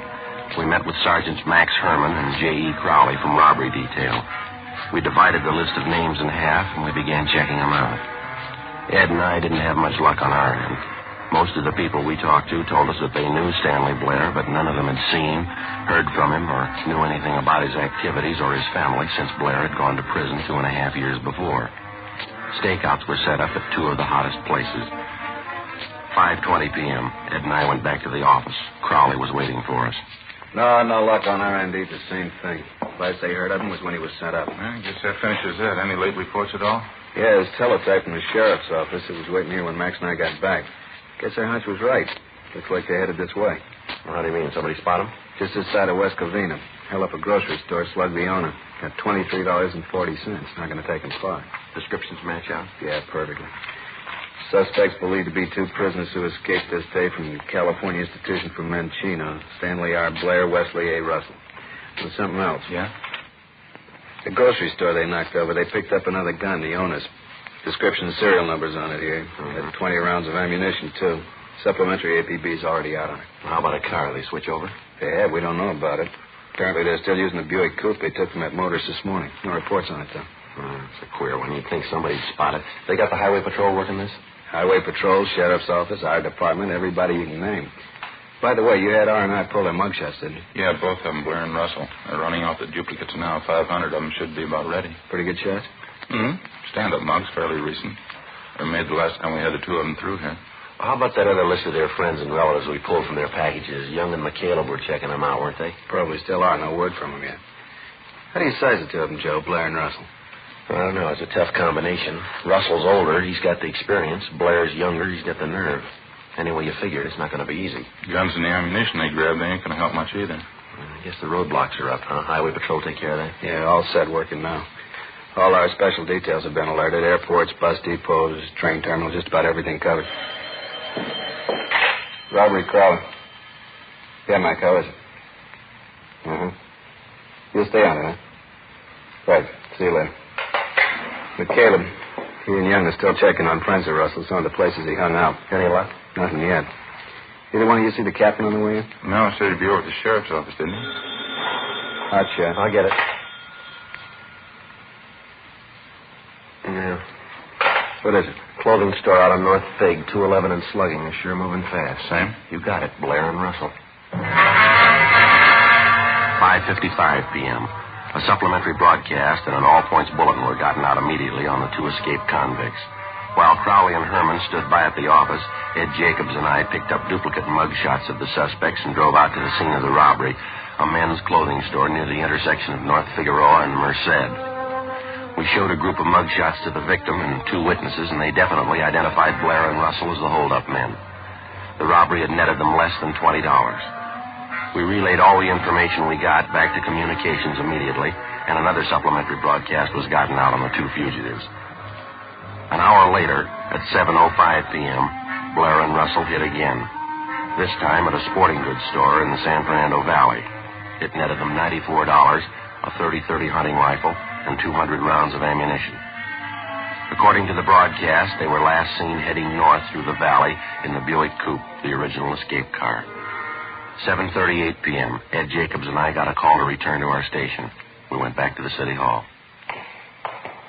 Got a hunch, Joe. It's going to be a long night. Yeah, it's a rough one. Guns and ammunition. If they want to make a stand, they're all ready for it. Can't see how they can go too far in that hot car. Roadblocks set up. Somebody's bound to stop them. Well, they're doing all right so far. Go ahead, Joe. Yeah. Friday, Jacobs? Jack, Captain, want us in here? Not for long. Keep your coats on. The rest of the men have already left. What's the latest? This. Communication from the Ventura Sheriff's Office. Blair and Russell were spotted just across the county line. Sheriff figures they got them boxed in. How close? A lot of territory, 20 square mile circle. They say they got Blair and Russell tied down inside, and they're on foot. We're sending up men to help out. You're two of them. 20 square miles going to take a lot of men. Well, if we need more, we'll get them. It's no easy touch. They're desperate. You heard the latest? No, what's that? Last place they hit in the valley, they served notice they're not going to be taken alive, either one of them. Well, that's good sales talk. What do they got to back it up? 3 guns and a load of ammunition. If we want to take them alive, they swear it'll cost us 10 men. They'll kill 5 cops apiece. You any ideas? Yeah. Let's make liars out of them.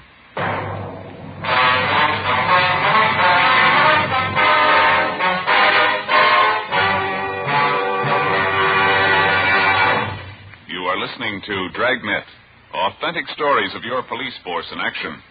Fatima, America's first, largest-selling blended cigarette. Now king size. See the difference. Taste the difference. Smoke the difference.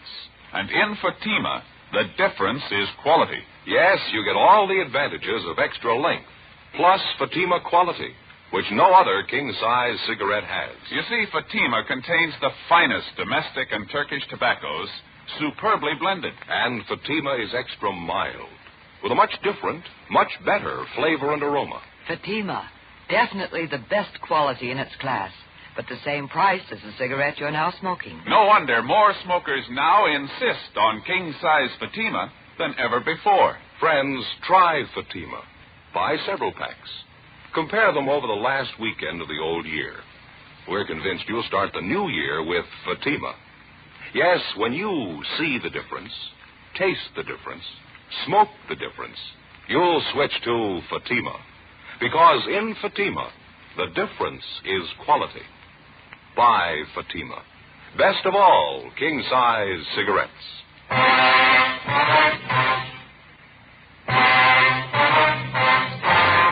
Saturday, April 24th, 9 p.m. Along with Captain Didion and a dozen other men from robbery detail, Ed Jacobs and I left the office and headed north up through the San Fernando Valley. The area where the two escaped convicts were reportedly surrounded was just on the outskirts of Ventura County line. On the way out, we stopped for a minute and I phoned Ben's house. His wife had been given a sedative and she was resting. Her folks were with her. 10:15 p.m. We arrived at the meeting point on the edge of the blockaded area from which the search was being directed. Communication facilities had been set up along with a field kitchen to feed the men taking part in the hunt. There were over 500 of them. From our office, the L.A. Sheriff's Department, the State Highway Patrol, the Ventura Sheriff's Department, and a couple of dozen private citizens who lived in the area. Together with Max Herman and Crowley, Ed Jacobs and I took up our position in the line of men that stretched north and east, then north again, circling the entire area. 20 square miles of it. The line drew slowly inward. 12 midnight. 1 a.m. No sign of the suspects. We stayed at it. You get no idea of the size of these hayfields till you start hiking them. Yeah. Throw the light over there, will you, Ed? Irrigation ditch there. Right there? That it? Yeah. That's okay. It's a long hike. I'd sure like to see some of that hot coffee pretty soon. Yeah, same here. Nice setup they got, huh? That field kitchen? Yeah. Hey, Joe!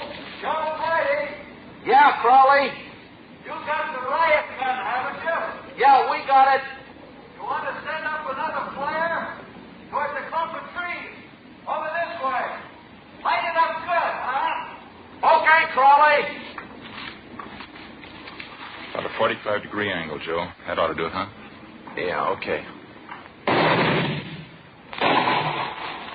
That ought to do it. Really lights it up, doesn't it? Yeah. You got any extra magnesium shells there, Ed? Yeah. Let me get one right here.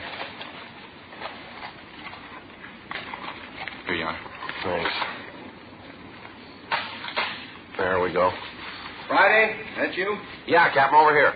No use beating the brush here anymore. We're moving up 3 miles north. How come? Blair and Russell, they hit again, kidnapped an old couple from a farmhouse. They still on foot? Yeah, as far as we know, they're hemmed in a 2 square mile area. They may try to break out, use the old couple for a shield. Well, where's that leave us? I don't know. You think they'd harm the old couple? They kidnapped them. They're desperate. You figure it. 1:45 a.m. All of the men in the search party were shifted north to the area where the 2 escaped convicts and their kidnapped victims were last seen. 2 officers were sent to each farmhouse in the immediate neighborhood to make sure that the suspects and their victims were not hid out or that they were being held as hostages. The officers were ordered to remain at the homes in the event that Blair and Russell might try to find cover. The searching party moved in slowly over the affected area. We knew for certain the suspects were still somewhere inside. 2:15 a.m. Still no sign of them. The lines drew in closer. 2:30 a.m. Can't be much longer, that's sure. Yeah, well, I can't understand it. We should have jumped them by now. It's only a few hundred feet to go. There's the other line closing in toward us. Wonder if they could have slipped through. Beats me, Ed. Who's that coming? Can you see? Yeah, looks like Crowley. Yeah, huh? That's him. Joe, Ed, Yeah. Hi. Over here. You got any word? They found the old couple tied up in an irrigation ditch half a mile south of here. They all right? Yeah, they're okay. The old lady's forehead, bad head wound. She was slugged. She and her husband have been taken to the hospital. How about Blair and Russell? No word. Just heard the captain ask for the car with a loudspeaker. He's over there now with Sheriff Durley. Well, they couldn't have gotten through the lines. They got to be around here somewhere. Doesn't figure. We combed every foot of this neighborhood. Attention, all officers. Attention, all officers. This is Captain Didion. Return to your posts immediately. The search has been canceled. The search has been canceled. How about that? I don't know. Come on, let's find out. There he is, just getting out of the car. Captain? Yeah. What's the matter? Are we giving it up? No, maybe we've been going at it backwards. We've been trying all night to jump them. Got a new idea. Yeah? Maybe we can make them jump us. 2:48 a.m. Captain Didion and Sheriff Durley ordered the men to return to the sheriff's office. With the exception of 2 deputy sheriffs, Captain Didion, Sheriff Durley, and Ed Jacobs and myself, the rest of the searching party vacated the area. The plan was to give the general impression that the search had been called off in the hope that it might bring the suspects out in the open. Because of the darkness and the early morning fog settling over the terrain, we knew that the odds were all against us. Captain Didion and Sheriff Durley decided instead to try and lure Blair and Russell from wherever they were hiding out. Each of the small farmhouses in the immediate neighborhood, 8 of them in all, were already under surveillance. Each of the occupants were requested to park their cars in a conspicuous place outside their homes with the distributor heads removed. They were asked to turn all the lights off in their houses. In the event they heard anyone trying to start their cars, they were to remain indoors. Ed Jacobs and I were assigned to cover 2 of the houses. The other men covered the rest of them. The 2 houses that Ed and I were assigned to cover were separated by about 500 yards. We staked out in between the 2 of them. We waited. 4 a.m., 4:30. Sure cold, huh? Yeah. Fog goes right through you. You're going to be getting light pretty soon. And Joe, I just remembered. Yeah, what's that? Easter morning. Wonder how long this is going to go. I promised to hide Easter eggs for the kids today. Yeah, if it's going to break, it has to break soon. It'll be daylight in a half hour or so. And they won't have a chance then. Mm-hmm. Wait a minute. Farmhouse down on the left? Yeah, sounds like it. Come on. Can you see the car? Wait a minute. Yeah. You cover the passenger side. I'll come up on the driver's side and watch it. Joe, hustle. They're getting out of the car. All right. Hold it up. Police officers. Watch it, Joe. Blair, Russell, you haven't got a chance. Throw down the gun. All right, Ed, let's give it back. All right, don't shoot, don't shoot. Throw out the guns. Come toward us with your hands open. Don't shoot, West. Do what they say. Come on out. Don't shoot, West. All right, come on. Keep coming. That's far enough. All right, cover him, Ed. I'll shake him down. Yeah. No break here. Look out, Joe. All right.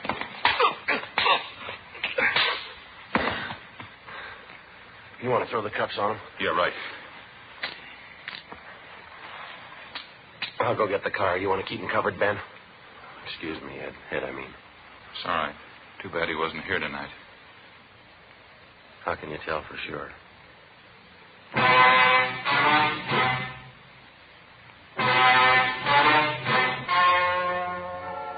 The story you have just heard was true. The names were changed to protect the innocent. On July 16th, trial was held in Superior Court, Department 88, City and County of Los Angeles, State of California. In a moment, the results of that trial. And now, here is our star, Jack Webb. Thank you, George Fenneman. Friends, we all hope that you enjoyed listening to Dragnet in 1951. We all like to think that you'll be with us during the new year. On our part, we hope to do 2 things. To bring you the kind of entertainment you want, and to introduce you to Fatima. Fatima, America's first largest-selling blended cigarette, now king-size. And believe me, it's the best of all king-size cigarettes. So next time, buy a pack of Fatimas. Compare them yourself. When you see the difference, taste the difference, and then smoke that difference, I'm convinced that you'll switch to Fatima. Because in Fatima, the difference is quality.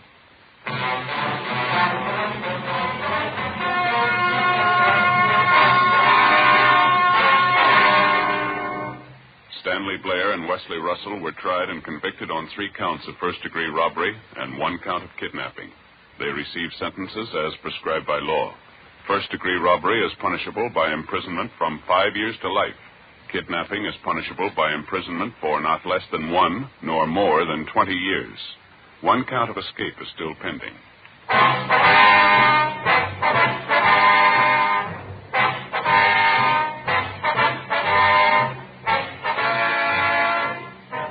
You have just heard Dragnet, a series of authentic cases from official files.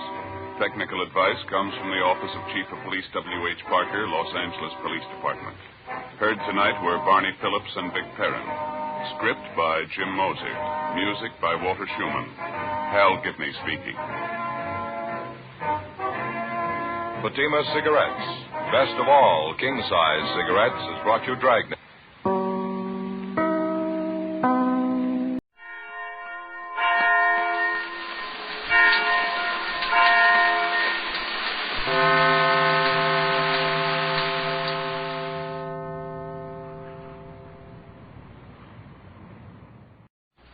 This one's about Pete Kelly.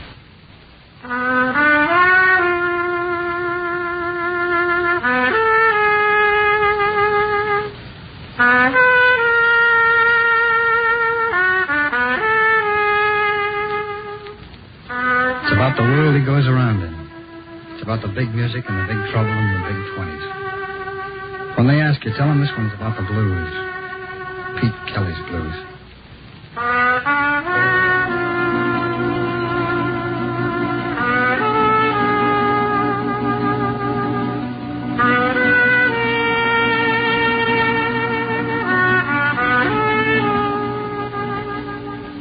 Pete Kelly's Blues, starring Jack Webb, with story by Jim Moser and music by Dick Cathcart.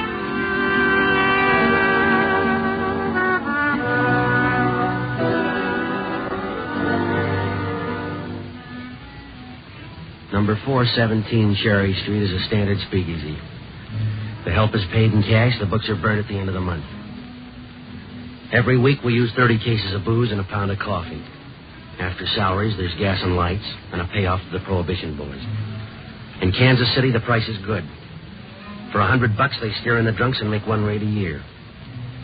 The place is run by George Lupo. He's a quiet little guy who wouldn't give you the sweat off an ice pitcher. The beer's green and the gin's as young as yesterday and the music's loud. I'm Pete Kelly. I play cornet. We start every night about 10 o'clock and we play till they sweep out the broken glass. We don't draw any customers. We don't chase any away. The music is straight New Orleans. It started in the front parlors of Storyville and drifted up north. Some of it laid over in Chicago. That's where I got on. And wrote it out here with a piano player named Augie. Well, he's still with the band, but last night he was barely with it. We took a break about 11. Augie was late getting back. Might as well have stayed in there because he kept looking around the room, and the way the piano sounded, you'd think he had on the catcher's mitt.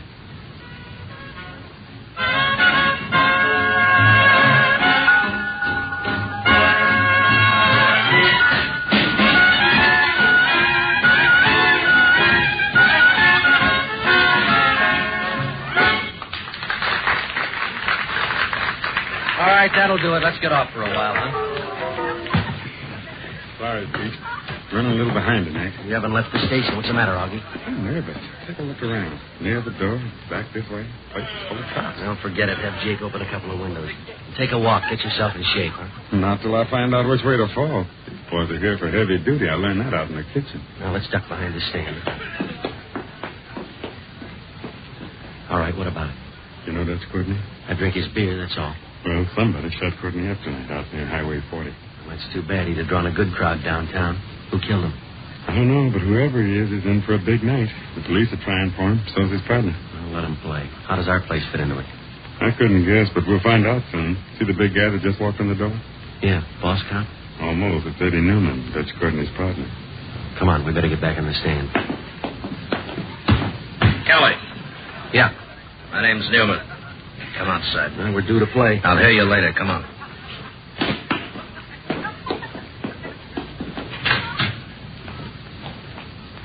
You hear about Dutch, Courtney? Pick him out of the mud tonight. Means nothing to me. Does to me. Dutch was a friend. Well, if it'll help, cry. I'm short on time, Kelly. Now give me a rundown on Gus Trudeau. There's nothing to say. He played for a while and he went to the boneyard. You know him? You know his sister? You'll have to ask Courtney about that. I haven't seen her since the old days. You knew Gus well enough to figure he didn't like Dutch. Courtney didn't like him 1 pound. Well, you can't blame him. Dutch sidestepped and paid Trudeau's way to jail. Bookkeeping. I don't know anything about it. All right, look, Newman, you're on the wrong track. This is a job killing. Your boy got frisky and somebody sent down a Chicago gun. The price tag shows. Sorry, Trudeau's my pick. What did he hit him with? A high-powered rifle? Gus Trudeau's away up in Leavenworth. He used to be. Gus went over the wall this morning. When he shows up, I want him. Well, why pick me? I've asked around. He'll head for you. He's broke. He'll need train fare. No, not if he killed Dutch Courtney. Somebody will give him a railroad.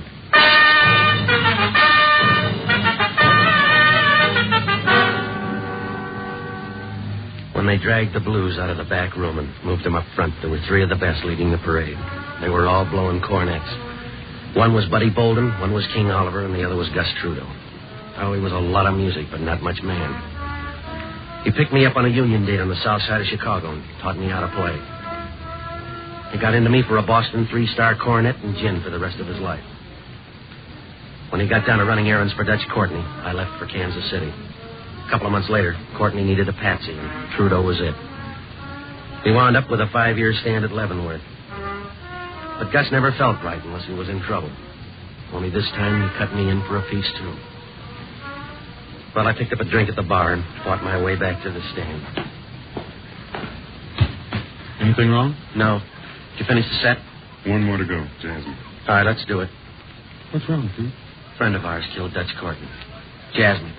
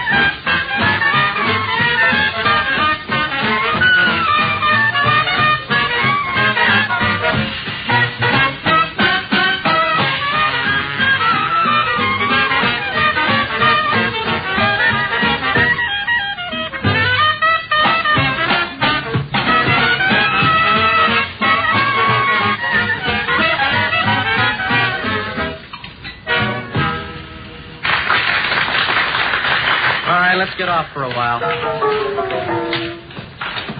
Now, who did you say killed Dutch Courtney? Gus Trudeau. What with? Brad? Trudeau's in jail. No, not since this morning. Which one of you is Kelly? I am. A friend of yours in town wants to see you right away. Who is it? He's waiting up at your room. Did he give a name? Just Gus.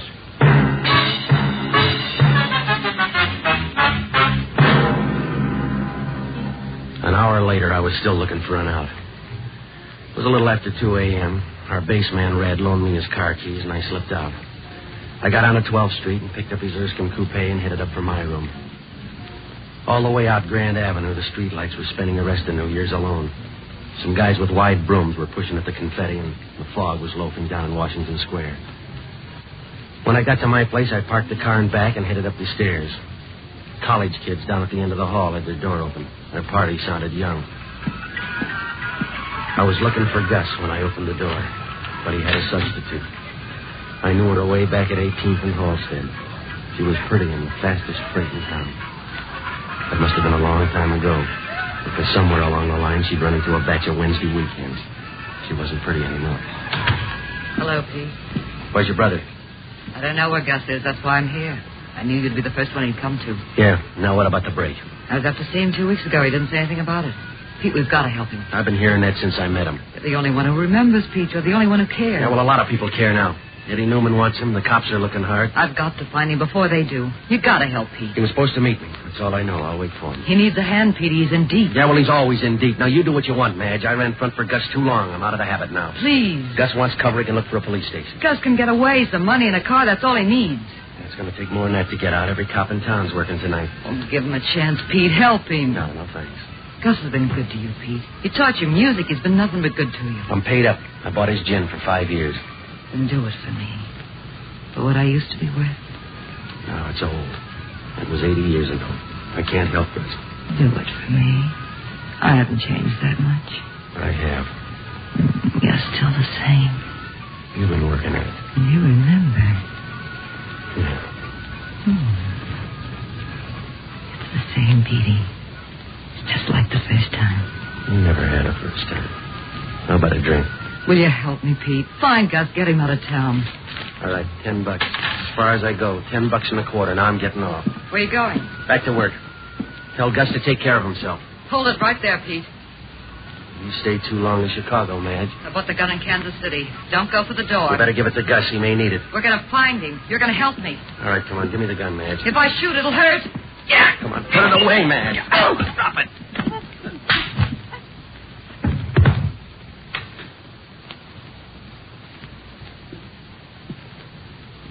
Who's she?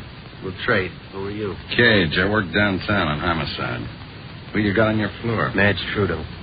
Tell me about her. I knew her in Chicago. After that, I heard she did favors for Dutch Courtney. After that, I don't know. Is she tired? What's she doing here? Looking for Gus Trudeau. Where is Gus? I don't know. I've been asked that twice tonight. This is the third time I don't know. You probably will. Why? Why do I have to get into this? Because you're Gus Trudeau's friend. Then let's get him another one. I'm tired of the job. I don't blame you, fella. You'll come out of this with a lot of trouble. For instance? I'll make it simple.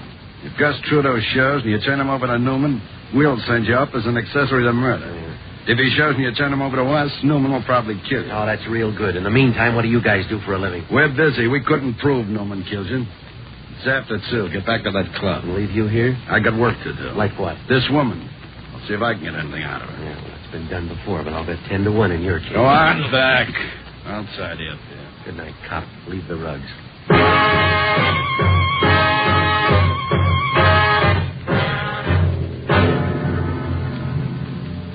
I left Cade standing in the middle of the room looking down at Madge Trudeau. He didn't watch me leave, but I figured it wouldn't be too long before he turned that gleam back on me.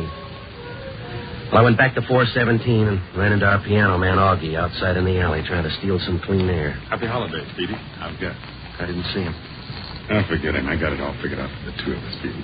Today we'll spend our time dodging destiny. We'll hit for some small back room. I'll bring the bottled goods, and we'll live on gin and sauerkraut and make the walls sit up and listen. One horn, one piano.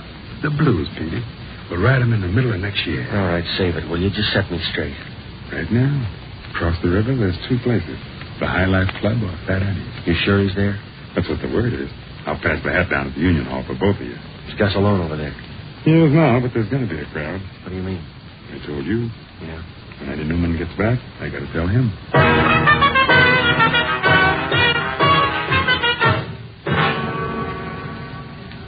I knew it was a silly move. Newman had 100 guns on tour for Gus. Cage and the boys from headquarters were standing by for seconds. Helping Gus Trudeau was out of order, but I couldn't get one thing out of my mind. If Gus did kill Courtney, why didn't he pick up some travel money before he did it? I was backward. If you're going to hang up your pants, you take them off first. Well, it was about 3 a.m. when I got down to the river and crossed over to the Kansas side. The High Life Club was smoked up and had a little of everything, except Gus Trudeau. I looked in the kitchen and tried a back room. Then I went to the bar to see if I could drum up some talk. I had one taker, a boy with wavy black hair. He got up from a table of 3 others, walked over and sat down next to me. Hello. Come in your office? No, it's the first time. Welcome, then. Buy a drink? No, I'm all set. Try one yourself. Oh, I think drinking's all right, but I hate people who drink too much, don't you? You work here? Well, not regularly. Sometimes I dance and the other act doesn't show up. You here alone? Waiting for someone? Waiting for a guy named Gus Trudeau. You one of his friends? I'm it. Where is he? He left a while ago. I'm not sure where he Well, went. get sure. It's important. He mentioned someone named Bessie. All right, hold it. What do you hear, Kelly? All right, get away, Newman. Try another stool. This'll do. If he asked you to leave, I think you should leave. Well. Choir boy. That's nice. Leave him alone. Who is he? I never saw him before. What's he know about Trudeau? Nothing. Don't kid me. You're not here to spend the time of day. You're here for Trudeau. You, little friend, where's Gus Trudeau? I don't have to talk to you. I'm a guest in this place. You're not anymore. Now climb down and head for that door, both of you. You can't make us do that. We're not going to leave. It's a split vote, Buster. I don't like the way he pushes. That's right. Just walk. I'll bet you look good. I knew right then. As we walked out, I knew Eddie Newman wasn't going to leave him alone. He was going to pick at him, whether he knew anything about Gus Trudeau or not. It was going to get messy, and the boy with the nice eyes was going to help. Outside, it wasn't snowing anymore, but the ground was covered right down to the river. The moon out, and it looked all right if you like nature. We walked over toward a bunch of trees. Newman's car was parked there, a black touring sedan with a strong-armed guy in the back seat. There was another one sitting on the running board. He had a machine gun across his lap. This'll do. All right. Now let's hear about Gus Trudeau. I don't know anything about him. This man and I were just talking. Go easy, Newman. I never saw him before. Does he always talk to strangers? I'll bet he does. None of your business. Where's Gus Trudeau? I wouldn't tell you. Suppose I knew, I wouldn't tell you. Oh, yes, you would. Keep the hands off of me. Stop pressing, Newman. You don't care about Trudeau now. You just don't like this guy. Stay out, Kelly. Come here, you. Don't. Stop screeching. I'll break your arm off. Keep your hands off of me, you big, dirty pig. You're in trouble, fella. Shut up. He is a pig. His hands are dirty and his teeth are dirty. The fit even his clothes are dirty. Oh, that man. Now lay there. All right, Dave, move in here. Back away, Kelly. You're up, choir boy. Please, mister, do something. Don't let a thing like this happen. It already has, Buster.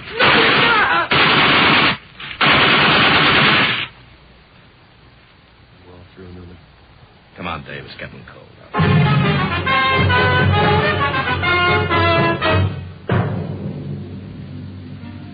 Newman climbed into the car and they drove off.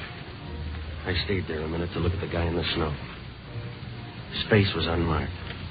I did him a favor. I rolled him over so it showed in the moonlight. I knew his mother'd want him to look good the night Eddie Newman's chopper squad cut him down. Well, the name Bessie had to mean Fat Annie's place up the river on the Kansas side. I made it there and found Bessie. She was back at the piano wandering around somewhere in the middle of the blues. You couldn't miss that voice if she took up yodeling. Bessie Smith.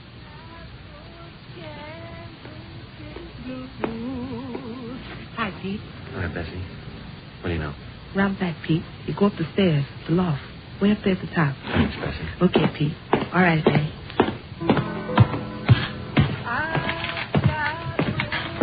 I felt my way out around back and up a couple of flights of stairs that didn't creak in time with the music. There was a door at the top. I pushed it open.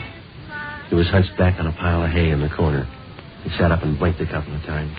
There wasn't much left, just the frame. And rattling around inside, a lot of tired echoes that wouldn't lay down and die. There was an empty gin bottle on the floor. Petey, I knew you'd get here. Yeah, well, they didn't make it easy. You're looking good, Petey. Everything's 6 to an even, huh? You forget easy, Gus. You're in a jam. You broke jail. Yeah, I told him all about you up there, Petey. I told him there's another Gus Trudeau blowing down at Kansas City. I'm proud of you, Pete. Yeah, sure, Gus. You're just like me, Pete. I told him all about you. You're the only good thing I ever done. I knew you'd come through. Car and some money, Pete. It'll do everything. It'll make it all new. Is it too much to ask? You tell me, Pete. They want you for Dutch Courtney. You know better, Pete. I didn't kill Dutch. Well, you had a reason. Did I? I forget. He hung a frame on you, Gus. 5 years' worth, remember? I didn't kill Dutch. Give me a drink, boy. No, not tonight. Don't preach at me. Just something to help me over. Oh, yeah, now come in out of the fog, Gus. You're going to get a drink or a train ticket for me. Take your pick, because it's the last time around. Just listen to that. Bessie's still going strong, ain't she? Yeah, and so are the cops. I got one idea for you, Gus. Get moving. You remember Chicago, Petey? You and Madge. Chicago always liked me. You checked out, Gus. Biderbeck's got your chair. They'll remember me and you, Petey. I found you when you were nothing. What are you going to do? Where are you going? I got it all set up. It's big and brand new. A place in Mexico. Yeah?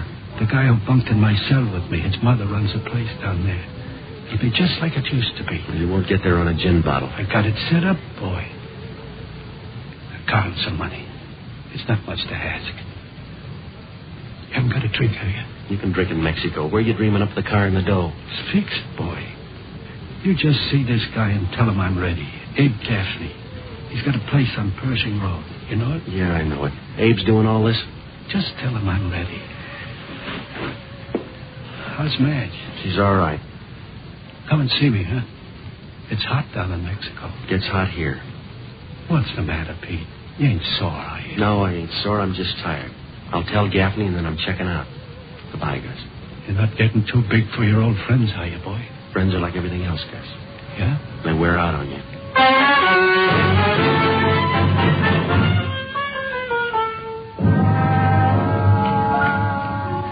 Wasn't any different than a dozen times before.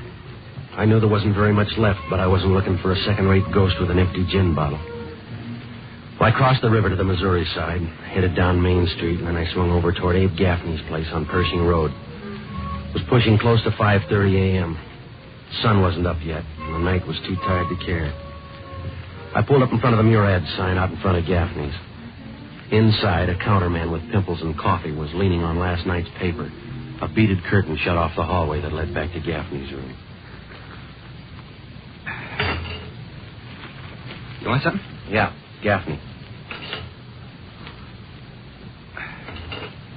Not here. Where do I find him? I don't know. I was supposed to meet him here. That's so?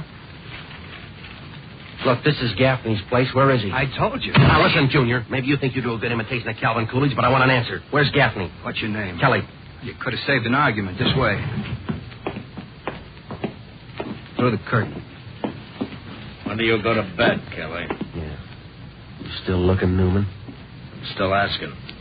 Where's Gus? I don't think you'd give me time to answer. There's a good reason why I let you walk away tonight. I gave you 2 hours all by yourself on the Kansas side. I don't think you threw him away.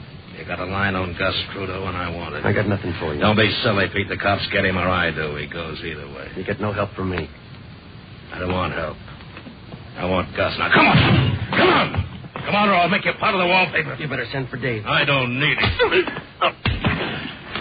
I think you do. Now, don't bother to get up. I'm leaving. I don't believe it.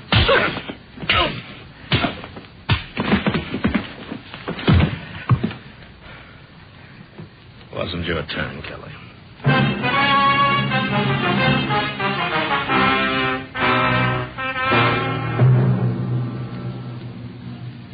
When I got up off the floor, the room was cold and the lights were out. Newman was gone, but I knew he was still in business. I knew if he didn't find Gus Trudeau this trip, he'd come back for me. Well, I got into Red's car and followed the radiator cap back to 417. I found Offie back at the stand having breakfast. Did you bring an egg, Petey? Kitchen's closed down. Newman been back here? I haven't noticed. You look abused. Yeah. Did anybody say anything? Who missed? You heard the news? What's that? They found the guy who got Dutch Courtney. A fellow by the name of Doyle, East St. Louis. Cops got the goods on it. Gun, fingerprints, the works. What was his beef with Dutch? Doyle owned East St. Louis. Dutch wouldn't believe it. I'll leave it to Gus. If there's a hole, he'll fall in it. Makes it easier, doesn't it? Newman will call his boys off now. Somebody better tell him in a hurry. Did you see Gus? Yeah, I saw him. He's trying to get out of town. Pete Kelly? That's right. Dave Gaffney, Pete. Well, you're a hard man to find. Newman came in the front door. I went out the back. This won't take long. Car, keys, and money for Gus. Well, you got the wrong guy, Abe. I quit an hour ago. Fight it out with yourself. Car's out in the alley. Gray Chandler. Tell Gus it's low on gas. No, wait a minute. You can take this stuff to Gus. You know where he is. No, thanks. You take care of Gus. He's an old friend. What's the matter with you? I hardly know him.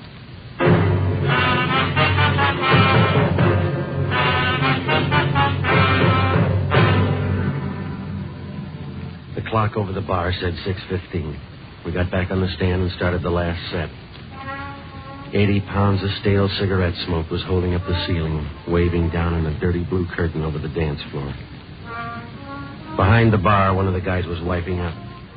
2 couples picked their way to the dance floor, pushed each other around a while. They finally gave up. Oh, the whole thing, it was all out of step.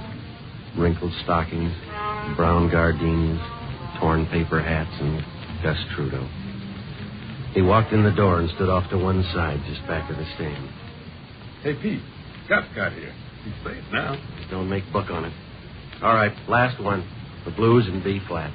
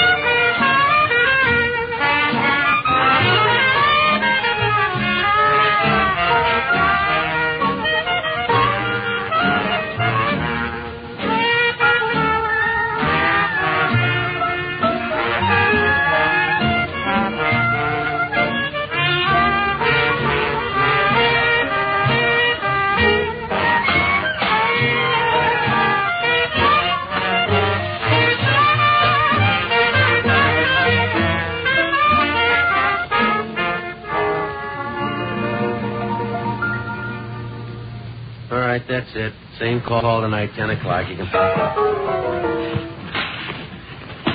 Petey, over here. I heard you. You sound good, Pete. Just what I told him up there. You're on your way, boy. All right, now you heard it, Gus. Here's the money. And the car keys. I'll see you, Gus. You know what I told him? Another Gus Trudeau's blown down to Kansas City. Yeah. All right, boy. I'm leaving. Happy New Year, Gus. Hi, Madge. Hold it there, Pete. It's a family fight. Stay out. I thought I took that gun away from you. What's the matter, Madge? What are you doing? Don't tell me that talk, Gus. Dutch can't hear you. What do you mean, Madge? You killed him. You blew your top and killed him just like you did everything else for me. You and that gin and that cheap brass horn of yours. You spent us all, Pete and me. You ran through the whole bunch till you got to Dutch. Pete, I didn't do anything. You killed Dutch Courtney. I loved him. I loved him enough to square it. You got it wrong, Madge. Goodbye, Gus.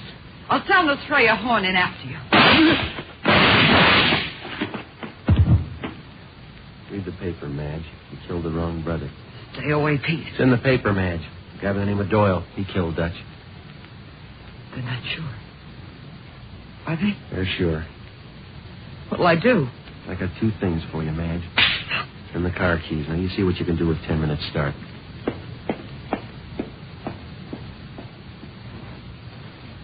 You didn't have anything more for Gus, did you, Pete? No, I guess not. Well, maybe. Yeah. Gus finally got out of town.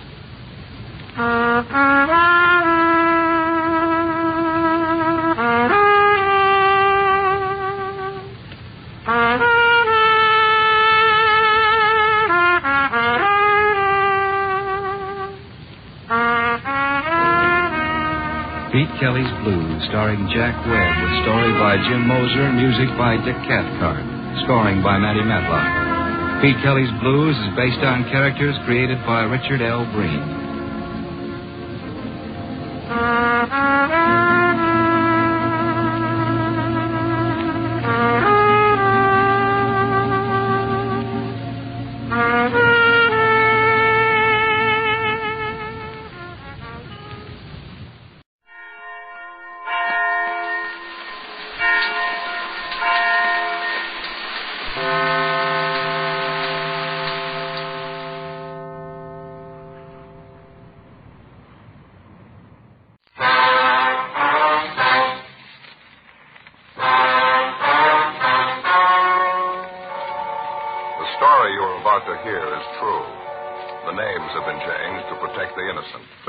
Cigarettes. Best of all, king-size cigarettes brings you Dragnet.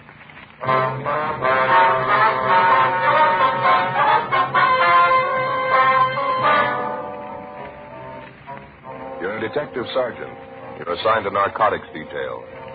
You receive a call from a former suspect you arrested. He wants to meet with you. He claims he has information and contacts with a big narcotics ring. Your job? Check it out. Fatima, America's first, largest-selling blended cigarette. Now king size. See the difference. Taste the difference. Smoke the difference. And in Fatima, the difference is quality. Yes, you get all the advantages of extra length, plus Fatima quality, which no other king-size cigarette has. Fatima quality that gives you extra mildness, a much different, much better flavor and aroma. Definitely the best quality in its class, but the same price as the cigarette you're now smoking. So compare Fatima yourself today. When you see the difference, taste the difference, smoke the difference, you'll switch to Fatima. Because in Fatima, the difference is quality. Ask your dealer for Fatima in the bright, sunny yellow pack. Fatima, best of all king-size cigarettes.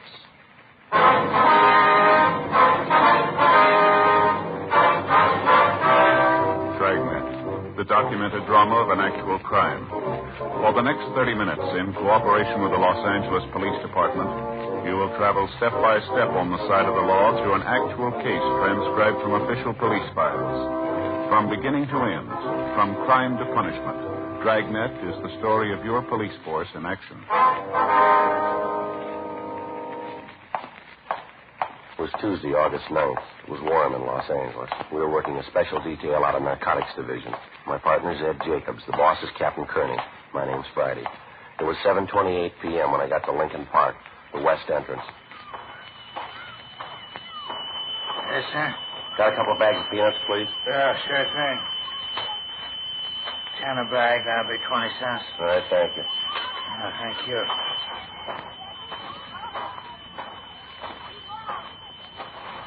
Hi, Friday. Jack. Would have come over sooner. I saw you walking around the park. Wanted to make sure you weren't tailed. Yeah, I made sure of that before I came in. Let's go over and sit down. Okay. Say, there's a lot of stuff just came in town. Some new pushers came with it. You know that? Yeah, I heard some talk. Like to knock them over? I got the contacts. What's in it for you, Jack? A couple of reasons. Yeah? One thing I'd like to tell you back. I got out of jail last week. I talked to the wife. She told me what you've been doing for her and the kids while I've been up.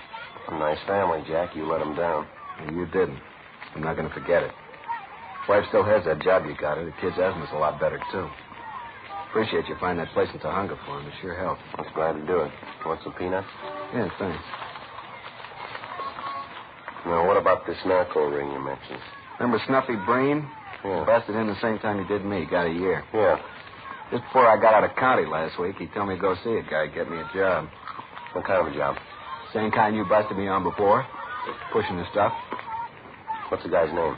Cadillac Red. Yeah. New York, I think. Likes to drive big cars. I guess that's how he got the name. What's the story on him? Red's been in town a month. 4 or 5 guys with him, all from the east. Red says they got a big one to unload, 6 kilos. Heroin? Mm-hmm. Mexican stuff. They seem to be having trouble. How do you mean? Finding pushers, setting up a deal. The only contact they had out here was Snuffy's, and the can they're shopping around. So what's more peanuts, Jack? Yeah.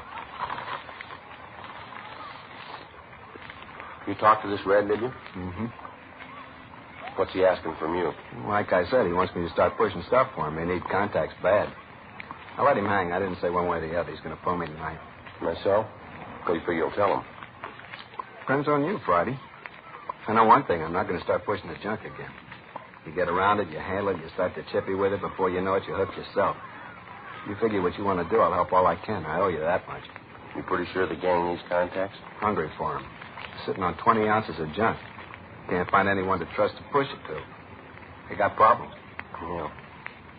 Think you could give me an office to him? Pass me off as a buyer? Friend of yours, maybe? Good chance. How do you want to do it?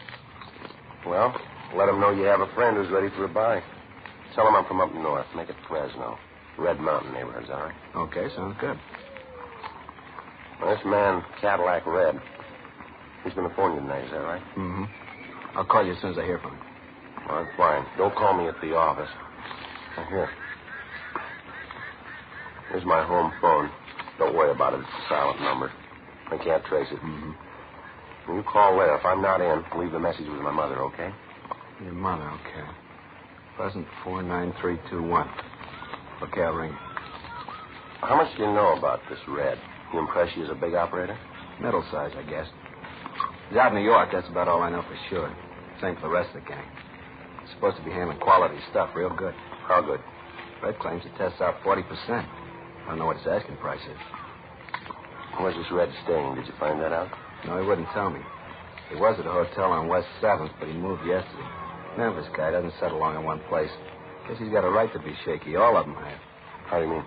He got all that dough in the white stuff. Close to 50 G's worth. Kill him if you knock him over. Grab the junk. We'll kill a lot more if we don't. Before I left our informant, Jack Wallace, we set up a plan for future contacts. In case of any emergency, I would not attempt to get in touch with him at his rooming house at 3rd and Olive Streets. Instead, I'd contact him at his work, the Joe Adonis Meat Market on West Temple, where he was employed as a butcher. Wallace also promised to try to get me a sample of the heroin from the narcotics ring. 10:50 p.m. I checked back in at the office and briefed Captain Kearney. Sounds a little fantastic, Joe. 6 kilos. If it's true, it's a break a cop gets once in a lifetime. Well, that's the way Wallace tells it. I can't figure any reason why he'd lie to me. How about this front man, Red? You checked him out yet? Well, Ed's checking him through the moniker file now. He's a New York operator. That's all Wallace could tell me. You got any idea where the plant is? No, I don't. Wallace didn't even know where Red was living. Red's supposed to have a meet with him tonight. I gave him my home phone, told him not to contact the office. You got any court cases pending? No, but I got 2 I was going to file on tomorrow. You better give me the packages. I'll have Lou Walters assign them to somebody else. You and Jacob stay with this gang, put them to bed, and get them up. All right. Wallace is going to try to get you a sample of the junk, huh? Yeah, he said he'd try. Cap, Joe? Hi. Hi, Ed. You dig up anything? I don't know. Found one Cadillac Red. Could be out of the way. You get a mug on him? No, all we have is correspondence from New York. There was a warrant on him back in 1945. Same thing, narcotics. Later that year, the warrant was canceled. He was picked up. No disposition. You want us to radiogram New York for a rundown on him? No, let's not stir it up. Starting tomorrow, you two stay away from here. Get yourselves fixed up in a hotel room downtown. Let me know where you're staying. Okay.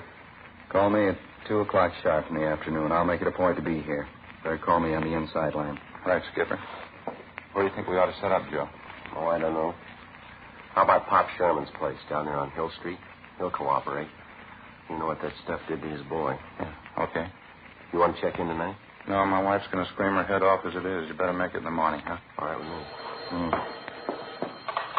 Narcotics, Kearney. Oh, yes, ma'am. Just a minute. From you, Joe. Okay, thank you. Friday talking. Oh, yeah, Ma. Mm-hmm. Did he say what time? Hmm. Yeah, okay. No, don't worry. I'll get a bite downtown and I'll be home. Yeah, okay. Bye. My mother, Wallace just called my home, left a message for me. Yeah? He had to meet with Red. He's got the sample.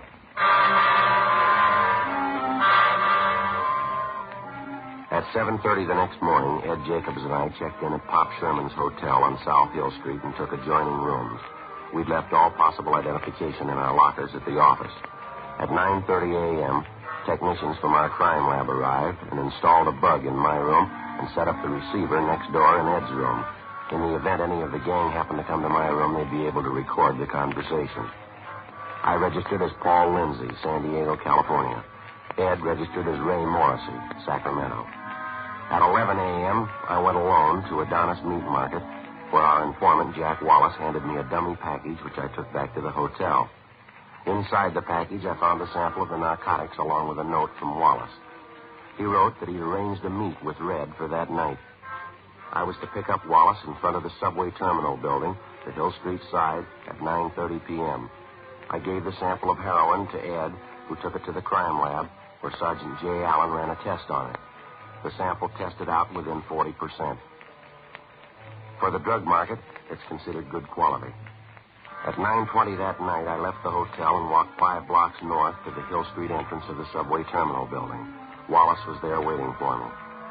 He said we were to meet Red at a hotel on West 54th Street. 9:47 p.m. We got to the hotel, went to a room on the second floor. This one here. Okay. Yeah? Yeah, who's that? It's Jack. Morning. Red, this is my friend I was telling you about. Yeah? Paul Lindsay. Paul, this is Red. Hi. Yeah, I hear you got some H to unload, huh? What you talking about? What is this, Jack? You giving me a bum steer here? Relax, and it's all right. He's solid, Red. You can talk. No, he talks too fast and too much. I'm here to do business. If you're ready, I am. If you're not, say so. I haven't got the time to play cozy with you. Well, now, take it easy with you. Get along a lot better. Well, what do you want? Jack vouched for me. Isn't that enough for you? The guy who vouched for Jack's in the county jail. We haven't been able to talk to him. Where have you done business before? Well, I could ask you the same thing. Now, look, mister, we got one thing in common here. You got something to sell. Maybe I want to buy it. If we can't get together, let's forget the whole thing right now. You're not the only pusher in town. There's a chair over there. Why don't you sit down? I'll fix a couple of drinks. Jack can fix them. Let's find out if you and I can get together. All right. St. Paul, bourbon and water? Yeah. Well, how about it? How much you got to sell?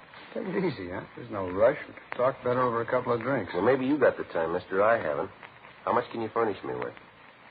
More than you can buy from the looks of it. Hey, Red, you got any lemons? No. No lemon twist in it, Paul. That all right? Yeah, that's all right. Make it light with it. Now, this junk you got, what's it test? It's the best this town's seen in a long time. It's 50% or better. Well, who you trying to con? My tester used your sample this afternoon. He says it won't go 40%. Okay. You know where you can get better? Paul? Here you are. Red? Thank you. How about it, Lindsay? Do we do business? Maybe. Oh, who's playing cozy now? Well, if I do go, it won't be for standard price. Your junk isn't worth it. It's 40%. I don't care what your tester says. An ounce will cost you $400. No, not to me it won't. I'm not paying out good money for milk sugar. I want a big buy and I want quality, but not at $400 an ounce. Maybe we can work something out. Why get excited? Because I don't like chicken operators. I don't like stalling around. Now, if you got an offer, let's make it. Price is going to depend on a lot of things. How much merchandise you going to want? 20 ounces. I got customers up north. Have to have it for them the 15th of the month. Up north where? San Francisco, Sacramento. That's funny. We checked on that. Yeah? Yeah, the hotel you're at. You're registered for San Diego. Yeah, good address. I've never been there. I heard some talk about you. You ever work Fresno? Maybe. I take customers where I find them. 20 ounces, huh? At the minimum? For your stuff, yeah. Now, what's the price? I think we might get together. It's a pretty good buy. Might work out a discount on it. How much? 3 1/4 an ounce. I figure that's reasonable. Maybe you do. I don't. $2.75. I can't go better. If I didn't need this stuff right now, I wouldn't offer that. I'll split the difference. 20 ounces, 300 an ounce. You can't do better than you know it. No? How about it? 300 an ounce? I'm not lining up for a soft touch. I want another sample when I move on. You'll get it. Now, what do you say? All right, you got a deal. 20 ounces. When do I get the stuff? We'll get in touch with you tomorrow. Through Jack here. 6,000. You sure you got the money? I got it. Now, what's the setup? Tomorrow, you'll get the word. All right. If I don't hear by 4 p.m., I'll know you've gone hinky. I'll look up somebody else. You'll hear. How about it, Jack? You ready to go? Yeah, okay. See you later, Red. Jack? Yeah? You got a wife and a couple of kids. Mm-hmm. That's right. All right, Jack. Okay, fine. Why? Nothing. I'll talk to you later, Jack. 10:40 p.m. The informant, Jack Wallace, and I took a cab back downtown, and I dropped him off. I got to a pay telephone, called Captain Kearney and my partner, Ed Jacobs, and we set up a meeting. 11:20 p.m. The three of us met on a side street out in the North Wilshire district, and I briefed them on what had happened. In order to prevent any possible harm to either Wallace or his family, the captain told me he'd have them placed under 24-hour surveillance. His children would be kept under observation going and coming from school. The next morning, I stayed close to my hotel room waiting for a contact from either Red or another member of the gang. 1:05 p.m.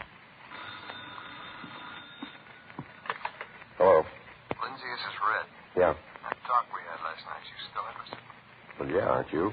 We'll be out on Mission Road, 11:30 tonight, west end of the park out there. You'll get your sample. Mission Road. All right. You going to be there? No. How I know your man? He might make a mistake. You won't make a mistake. He knows you. I hung up the phone and checked with Ed Jacobs next door to see if he'd picked up the conversation on his receiver. He told me he'd notify Captain Kearney of the plan for that night and that the captain would be in the office if I wanted to contact him on the inside line. As soon as I picked up the sample of heroin, I was to return to my hotel room, and Ed would immediately take it back to the crime lab for analysis. 1:30 p.m. I left the hotel, went downtown to a payphone, called home, and talked to my mother. She said there hadn't been any phone calls. I walked around for a couple of hours, Went to a late afternoon show, and then I went over to Frank Tang's place for dinner. 11:15 p.m. I caught a yellow streetcar going north on Main Street and rode to the end of the line on Mission Road. It was about 300 yards from there to the designated meeting place, the west end of the park. The place was dark, completely deserted. 11:25 p.m. 11:30.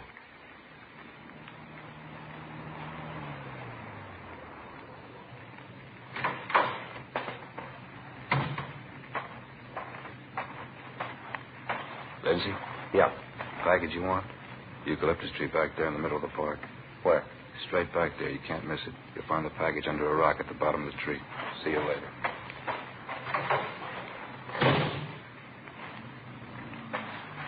I started to cross the park.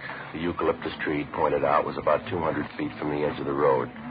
There was a narrow path hemmed with shrubbery leading up to the base of the tree. There was a large rock beside it. I bent down and looked under the rock.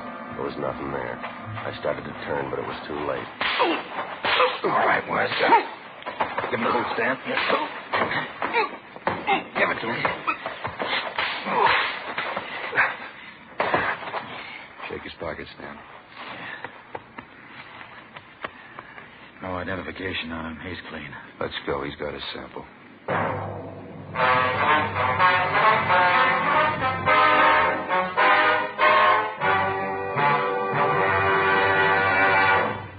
You are listening to Dragnet, authentic stories of your police force in action.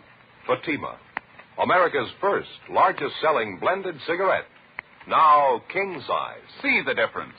Taste the difference. Smoke the difference. And in Fatima, the difference is quality. Yes, you get all the advantages of extra length, plus Fatima quality, which no other king-size cigarette has. You see, Fatima contains the finest domestic and Turkish tobaccos, superbly blended. And Fatima is extra mild, with a much different, much better flavor and aroma.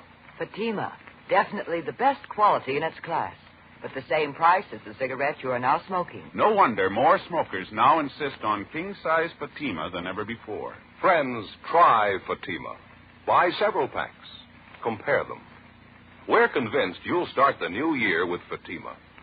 Yes, when you see the difference, taste the difference, smoke the difference, you'll switch to Fatima. Because in Fatima, the difference is quality. Buy Fatima. Best of all, king-size cigarettes.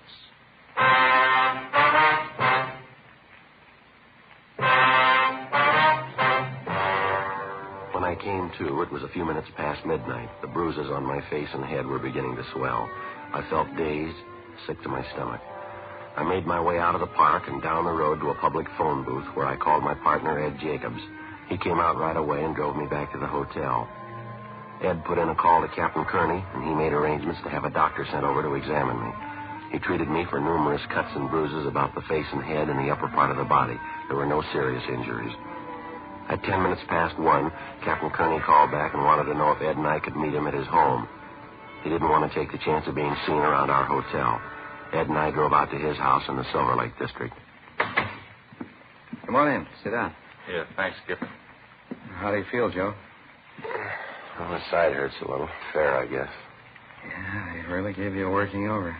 Do you recognize any of them? Yeah, one guy. I don't know his name, though. What do you think, Skipper? Round up the whole bunch of them? No, that's not going to help any. Suppose we pick him up now. What do we got on him? A misdemeanor, battery, 30 days in jail, and they're out again. We're right back where we started. What do you figure's wrong, Joe? Think they got hinky? I don't know. I can't figure. I think you better take a couple of days off, go home and rest up, let some of those bruises heal. The whole thing could be blown by that time. The deal will be cold. If we're going to make it pay, I got to stay on it. How do you know they haven't made you for a cop? The deal might be cold right now. Yeah, it's possible. What other reason would they have for tamping you? How about your friend Jack Wallace? He might have a straight story. Ask him about it. No, I'll do better. I'll ask Red. Captain Kearney finally agreed to go on with the plan with the understanding that Ed Jacobs and another man from our office would have me under surveillance at all times. It was understood that I'd go back to Red's hotel room to see if I could pick up the loose ends. Jacobs and another officer would follow me to the hotel and remain within calling distance. 2:10 a.m. I got to the hotel on West 5th Street and went up to the second floor to Red's room.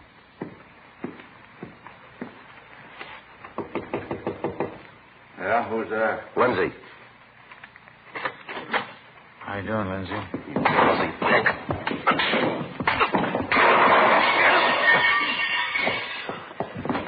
Hey, lay off, huh? I ought to break your back. Wait a minute, Lindsay. Wait a minute. What's this all about? You want to know? You set your hoods on me. Look at my face. I don't know what you're talking about. I went back to pick up the sample. This is what happens. How big do you punks think you are? All right, Stan, what happened out there? Not much. You said he was acting smart. We thought we'd cool him off a little. I told you to keep an eye on him, that's all, not to rough him up. Oh, he's a crybaby. We hardly touched Oh, him. shut up. Every time you get on that H, you get muscle happy. I've warned you before, Stan. Now, this is the last time. You better quit chipping with that junk. You cause me more trouble like this and you're out, understand? He's a crybaby, Red. We didn't hurt him. I heard enough from you. Now go on, take a walk. Okay. If you see Max, tell him I want him. Yeah, all right. Sorry, Lindsay. These things happen sometimes. Can't be helped. Why do you keep punks like that around? I thought you were too smart to connect with users. They could get both of us in trouble. Oh, they'll be all right. Relax it. Once in a while, they get geed up and I have to straighten them out. I wouldn't trust them with my laundry. They're all right for what I use them for. They're good errand boys. Can I get you a drink? No. All right, what about the stuff? You ready to move on the deal? I've been ready. I told you I needed to step to the 15th. How about tomorrow night? What's the matter with right now? Oh, now, you know better than that. I don't keep the plan around here. I'll call you at 8 o'clock tomorrow night. I still haven't got the sample. You don't need one. It's as good as the first one you got. Come on, what are you stalling for? I'm getting tired of this sample yak. If you don't want to buy, say so. You'll bring it to my hotel tomorrow night? No, I'll call you. I'll tell you where you can pick it up. 20 ounces, 300 an ounce, right? Yeah, no phony stuff. You keep your hands on the table, so will I. You deliver the merchandise, I'll pay the money. What are you worrying about? I trust you. Why can't you trust me? Yeah, sure I did. Look at my face. 3:05 a.m. I left Red and went back downtown to my hotel room. A few minutes after I got in, I heard Ed Jacobs and Lieutenant Lou Walters enter the adjoining room. I checked the hallway first, and then I went next door and briefed them on what had happened with Red. I told him I'd let Ed know about the time and the place of the meet as soon as I heard. Walters said he'd keep enough men ready at the office to cover the area on short notice. I went back to my room, took a shower, and got some sleep. At 8 o'clock that night, I was in my room standing by the phone. I waited. No call. 8:30, 9 o'clock, 9:15, still no word. 9:25 p.m. Hello. Lindsay, this is Red. Sorry I'm late. I couldn't get to the plant. Well, what's the pitch? It's all set. Norwich Grill, West 7th Street. When? 10:30 sharp. Before he hung up, Red told me to meet one of his pushers in the last booth at the back end of the grill. He said I'd recognize him. The man would have the package of heroin wrapped in newspapers. I was to hand him $6,000 and he would give me the package. I immediately contacted Ed in the room next door and he notified the office.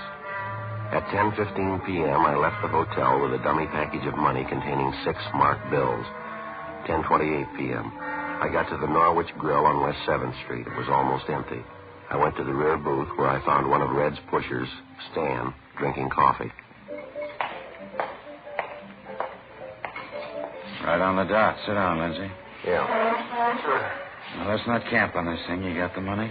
I done business with you before. Where's the stuff? Didn't Red tell you where to be? Yeah. Wrapped up in that newspaper. He told me there'd be some stuff under a rock one time. It wasn't there. I want to look. What's the matter? Don't you trust me? You think I got a reason to? All right. Have a look. There, you satisfied? No. Open it. All right. It's all there. I saw it made up. That enough for you? Yeah. Okay. You just made a deal. Yeah, what do you have? Coffee, black, piece of apple pie. All right. You? Coffee. All right. Okay, stuff's there. Now, how about the loot? I got it. Let's have it. 6 G's. Red wants me back in a hurry. Well, relax. We'll have some coffee. This is a big deal. Money. Now, how about it? All right. There you go. What's the matter with you? What are you shaking about? Nothing. I'm a little nervous. Red wouldn't let me have it fixed before I left. Getting a little sick. I'm going to have a look here. Well, what are you doing? Red told me to tell you not to open it till you got it back to him. Who are you kidding, mister? All right, you go ahead and open it up. You'll have to answer for it, not me. Sure. Hey, now what's the deal? Only a few bills in here. The rest of it's paper. You trying to beat us? It's already done. You won't get away with this. We'll fix you up. Max is outside. Friday, we saw him take the envelope. You get the stuff? Yeah, right here. Guy waiting outside, Joe. We got him. They're taking him in now. Cops, lousy cops. Wait till Red hears about this. He will. Ted? Yeah, I'll get him. Okay, let's go. Come on, fella, move. What are you grabbing me for? I deliver the stuff, that's all. These big deals aren't mine. I'm small time. Fix once in a while, that's all I want. Just little fixes, the biggest deal I ever made. Yeah, sure. It's the truth. Now, what about Red? He's got a lot of their stuff left. This guy's above him. Big dealers. Why don't you get them? We'll get them. You'll never guess who the other two are. They're real high powers. Big deals. Nothing but big deals. You won't bust them 100 years. Yeah, let's go. Get my coat, will you, Ed, please? Yeah, okay. Hey, forgot your check. Who's going to pay for the coffee? Here you will. Who? This one. Me? Yeah, you just made a big deal.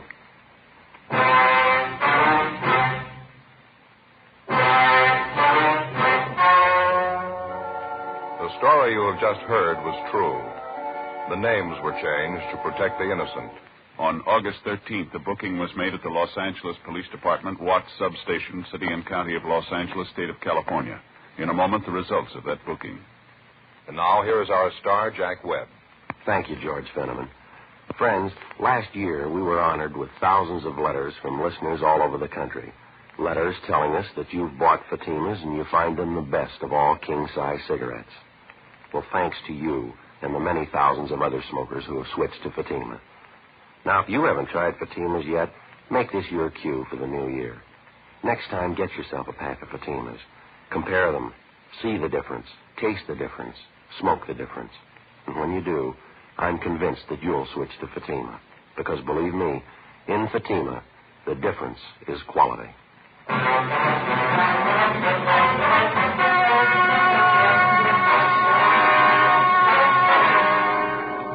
The two suspects, Stanley Parrish and Max Higbee, were booked at the Watts substation on suspicion, the Narcotic Act, felony. After a meeting in the district attorney's office, they expressed their desire to assist the police in the apprehension of the outstanding members of the gang. They were filed on, and before a magistrate in municipal court, they waived their right to a preliminary hearing to conceal the fact of their arrest. Next week, The Big Red, Part 2. Ladies and gentlemen, to build our strength against aggression, we must equip our armed forces with the weapons of war. At the same time, we must produce adequate supplies of civilian goods in order to keep prices down and defeat inflation. We can meet this double challenge by raising our productivity, by turning out more goods and services for every hour we work, and by refusing to let up until our nation is secure. Remember, the better we produce, the stronger we grow.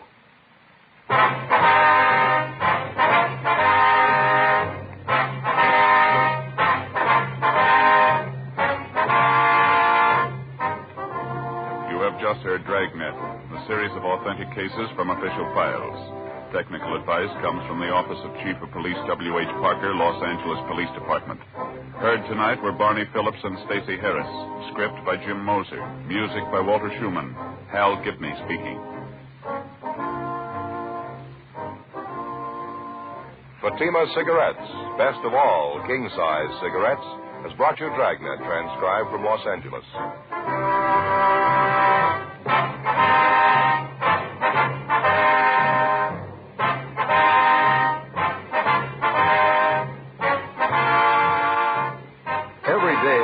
Every one of your waking hours, NBC broadcasts the very finest in comedy, mystery, music, drama, news, and programs of public service.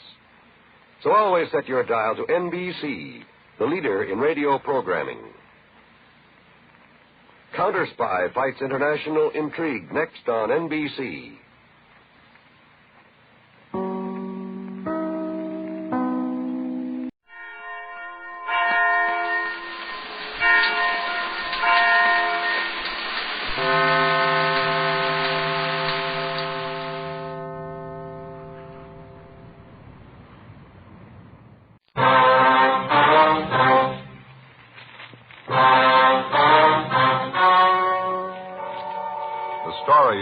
To hear is true. The names have been changed to protect the innocent. Fatima Cigarettes, best of all king-size cigarettes, brings you Dragnet.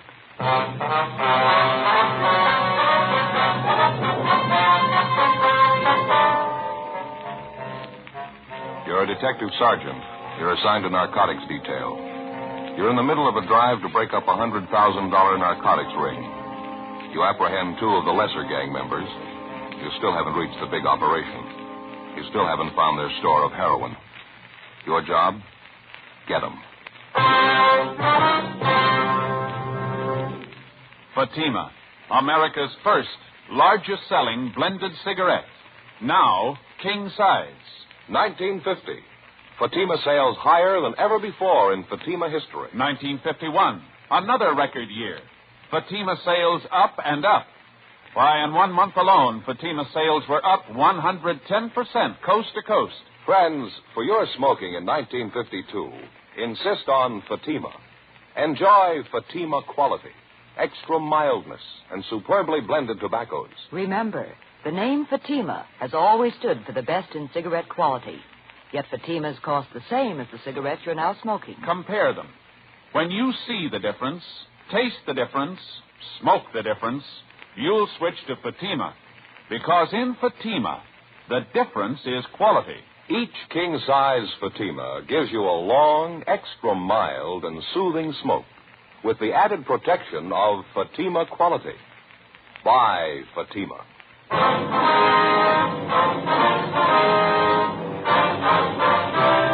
Dragnet, the documented drama of an actual crime. For the next 30 minutes, in cooperation with the Los Angeles Police Department, you will travel step by step on the side of the law through an actual case transcribed from official police files. From beginning to end, from crime to punishment, Dragnet is the story of your police force in action.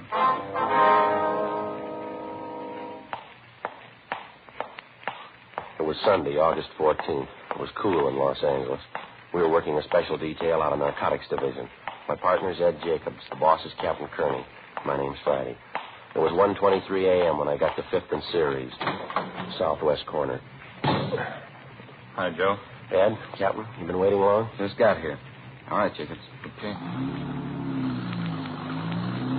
Where'd you finally book in the two of them? 77th Division, substation watch. Parrish here is willing to cooperate. Told us everything he knows about the gang. Well, I'm glad you feel that way, Stan. You won't regret it. Yeah. What's the matter? Hope it helps. If Red and the other guys find out about it, it's going to be rough. They're not going to find out from us. We're heading out for East Hollywood, Joe. Apartment house out there. Parrish says that's where Red makes his pickups. Whereabouts is that, Stan? I don't know the address. I know the neighborhood, though. I'll recognize the place when I see it. How you feel now, Stan? Any better? No, lousy. Sure could use a fix about now. Sorry, Parrish. Can't help you there. How you going to handle this thing, Captain? I mean, picking up Stan and Max Higby. You figure we can keep it quiet? The newspapers are going to cooperate. They're not going to print a word about it. I'm going to handle the court work. Stan and Max are going to waive their preliminary. Oh, to give us 5 to 6 weeks of quiet if we need it. Can't reach the rest of the gang by then, we'll never reach them. Sure feel lousy. Sick. Never tried to kick the habit before. How long does it take? Well, it all depends.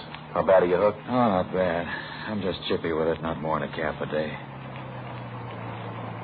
Where do we go now, Stan? Keep going straight? Yeah, straight ahead. Turnout's not for a while yet.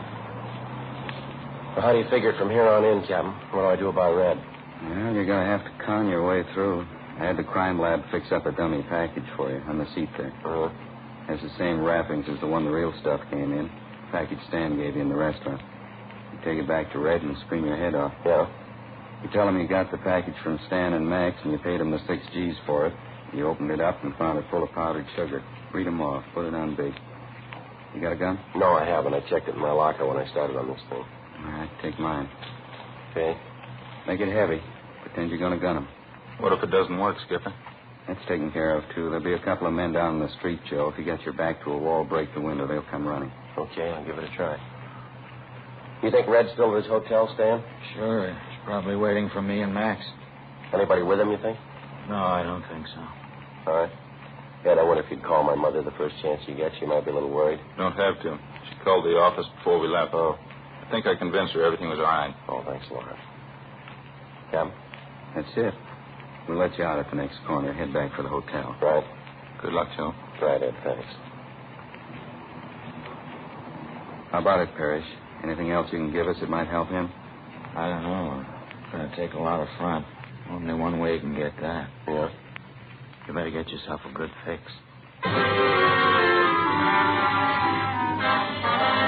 I left Captain Kearney, Ed Jacobs, and the narcotics suspect, Stan Parrish, on the corner of Western and Wilshire and made my way to Red's Hotel on West 54th Street.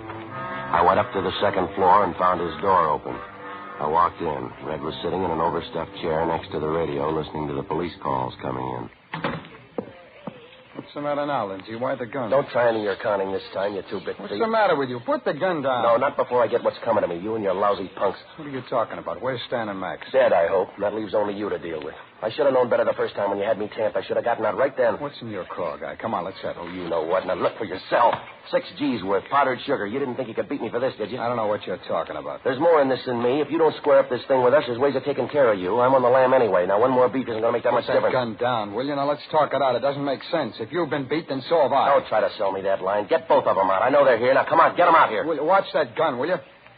I don't know what you're getting at, Lindsay. They're not here. Didn't you see them, Max and Stan? Sure, I saw them. That's why I'm here. I gave them the money, 6 yards of it, and that's what I got, powdered sugar. Now, you start explaining, smart guy. It's the truth. I don't know where they are. I gave Stan and Max 20 ounces to take to you. I told Stan to make the meet with you inside the restaurant. Max is supposed to be the lookout. Oh, yeah, sure. So help me. I don't get it. Two of them never tried anything like this before. Weren't you tipped off at all? Maybe the way they acted. Something they said. No, nothing. That mooch Stan was a little unhappy. He said he wanted to fix and you wouldn't give it to him. That's right, I wouldn't. Well, then you should have known better. There's no time to get stingy with him when he's going to make a deal for you. You know what happened the last time he took a fix before a job. I sent him out to that park to watch you. He ends up by tamping you. I'm leveling with you, Lindsay. I think we've both been taken. I still don't get it, though. I can't understand why they'd run out on me. Now, look, I haven't got the time to draw you pictures, mister. All I know is my dough's gone and you haven't delivered the stuff. Now, you get with it. Now, wait a minute. How do I know for sure? What? How do I know you didn't get the real merchandise and you took care of Max and Stan? How do I know you didn't build a frame? Oh, sure. That's why I'm back here. I got 20 ounces free and I want another 20. I met those mooches of yours and took care of them all by myself. Now, that makes a lot of sense, doesn't it? Mm-hmm. Now, get off it, Red. You're not going to poor mouth me out of this. I paid my 6 G's and I want the merchandise. Full 20 ounces and I want it right now. You're crazy. I can't do that. You have to give me time. We don't keep this stuff here. It isn't mine in the first place. What are you handing me? It isn't. I'm just a middleman, that's all. You'll have to give me time. Maybe we can work out something for you. You bet you're going to work out something for me. You got my 6 G's. Why'd you try and big shot me in the first place? Calm down, huh? Trying to make me believe you were the big man. You ought to get wise to yourself, Red. Why should I deal with a middleman? I can probably buy the junk cheaper from your boss. Now, where's he? You couldn't buy it at 2 G's an ounce. He wouldn't sell it to you. I handle all this stuff. I'm the only one he works through. What makes you so special? You can't even handle a 20-ounce deal and keep it straight. Stay cool, will you? Give me 24 hours. What am I supposed to be doing in the meantime? Same thing I'll be doing, worrying about getting that stuff back. Why try and cover up? Your mooches ran out on you. Maybe. I want to make sure I'll get the word out. Yeah? I'll find out what happened. Before I left Red, we set up a meet for the following night in his hotel room at 7 p.m. Then I left, went downtown to an all-night drugstore, and put in calls to Captain Kearney and my partner, Ed Jacobs. I briefed them on what had happened with Red, and the captain set it up for the 3 of us to meet early that morning and plan the next move. The meeting point was down off Gallardo Street, alongside the Santa Fe train yards. Joe, over here. Hi, Ed. Captain. Hi. You're a little late. Anything happen? Well, I did some doubling back. Wanted to make sure I wasn't followed. Things worked out with Red, huh? No trouble? Well, not so far, no. I think he went for my story. He said he's going to do some checking around, though. Try to find out what happened to Stan and Max. Yeah, I halfway figured that. That story you told him, I thought if Red bought that, you'd be in. He didn't buy it that far. I guess it made an impression waving a gun at him, but he still has some doubts. What else can you do to get yourself in solid? You tried about it, everything, Joe. I've been kicking around an idea. It might work for you. I don't know. Yeah? Put on a phony shakedown for him. Might give you a chance to show him how tough you're supposed to be. What do you think? Well, maybe. Ought to help out if we stage it right. When's your next meet with Red? 7 o'clock tonight, his hotel. Room 231, that it? Yeah, that's right. How do you want to work it? Oh, I'll get a couple of men from Metro Division, have them in uniform. We better have them working a radio car. Mm-hmm. We're going to have a good reason for him breaking in on you. How about a 415, Skipper? Joe could go up to the room, pick an argument with Red, and make noise, a lot of loud talking. Yeah, that sounds okay. All right. Both of the men in the radio car will be thoroughly briefed. You'll know what to do Friday. You're out to sell yourself. Act as tough as you think you have to. All right, I'll give it a try. Play it up to the hilt. You give Red the least idea the shakedown's a phony, and we're washed up. Yeah. Phone me at the office as soon as you can, the inside line. We'll be waiting for the call. Right. And just one more thing. Yeah? How about that apartment house Stan was going to show you last night, the place where Red's supposed to pick up the junk? He pointed the place out all right. It's going to take some checking. How do you mean? Stan said he drove Red to this apartment house about a dozen times. Always had to stay in the car, though. Red went in alone. Didn't know which apartment Red went to. Well, can't we check him out, Captain? Got some men on it now. Going to take a little time. Big layout. All right. 47 apartments. I left Ed and Captain Kearney and caught a streetcar back to my hotel. I had some scrambled eggs, toast, and coffee in the grill next door, and then I went up to my room and got a couple hours sleep. Late that afternoon, I took in the show at a newsreel theater, had a bite to eat, and then headed out for Red's Hotel on West 54th Street. I got there a few minutes before 7. Red was waiting. Apparently, he'd failed to dig up any information on what had happened to his two operators, Stan and Max. I accused him again of trying to swindle me out of $6,000. I demanded the 20 ounces of heroin. Red had nothing to offer but apologies. All right. Relax, will you? Take it easy. I'll work out something. Take it easy, nothing. You do enough of that for the both of us. You sit there and listen to that radio. Why don't you get out and hustle up those two mooches of yours and get my dough back? All right. You don't have to scream. I said I'd work something out. All right, then start working. Get it. The dough or the white stuff. I gotta have it by the end of the week. What do you want to do? Have it all over the hotel? Keep it down, will you? Why? You take me for 6 G's and I'm supposed to play it nice? Now come off it, mister. I didn't take you for 6 G's. Those two mules did, and you own them. Either you square this up or everybody in the business is going to know about this. What's got into you anyway? You've been boozing it up today? Don't you worry about me. I'll take care of my end. Real big operator, huh, Red? You had all the H's. You handled everything. A real big shot, aren't you? All right, forget it. Red, the big wheel. He handles all kinds of deals. 50 cents to $5. After that, they get too big for him. I said forget it, Lindsay. When this one gets around, they're going to laugh you right out of the business. You can go back to selling razor blades. And knock that radio off. I'm sick of hearing that. You gotta quiet down. You think you're ready to handle it, do you? I told you I'd try and work out something for you. Now, playing tough's gonna get you nothing you ought to know, Ed. What's that? What's it sound like? Yeah, who is it? Police officers, open up. What is this? What do you got in the Shut up, will you? Take it easy. Can't tag us, will you? All right, open up. Well, I'm getting out of here. I'm not going through any shakedown. You're out of your mind. Hold it. All right, I didn't mean to keep you waiting. Come on in, officers. What's all the noise about up here? Nothing. We're just having a friendly argument, that's all. Can I see your identification? Sure. You, stay put. Yeah? Harry, you better shake him down. Yeah, right. All right, back against the wall. Okay. Come on, hands behind your head. Keep them there. You bastard, lousy fuzz. Come back, grab the other one.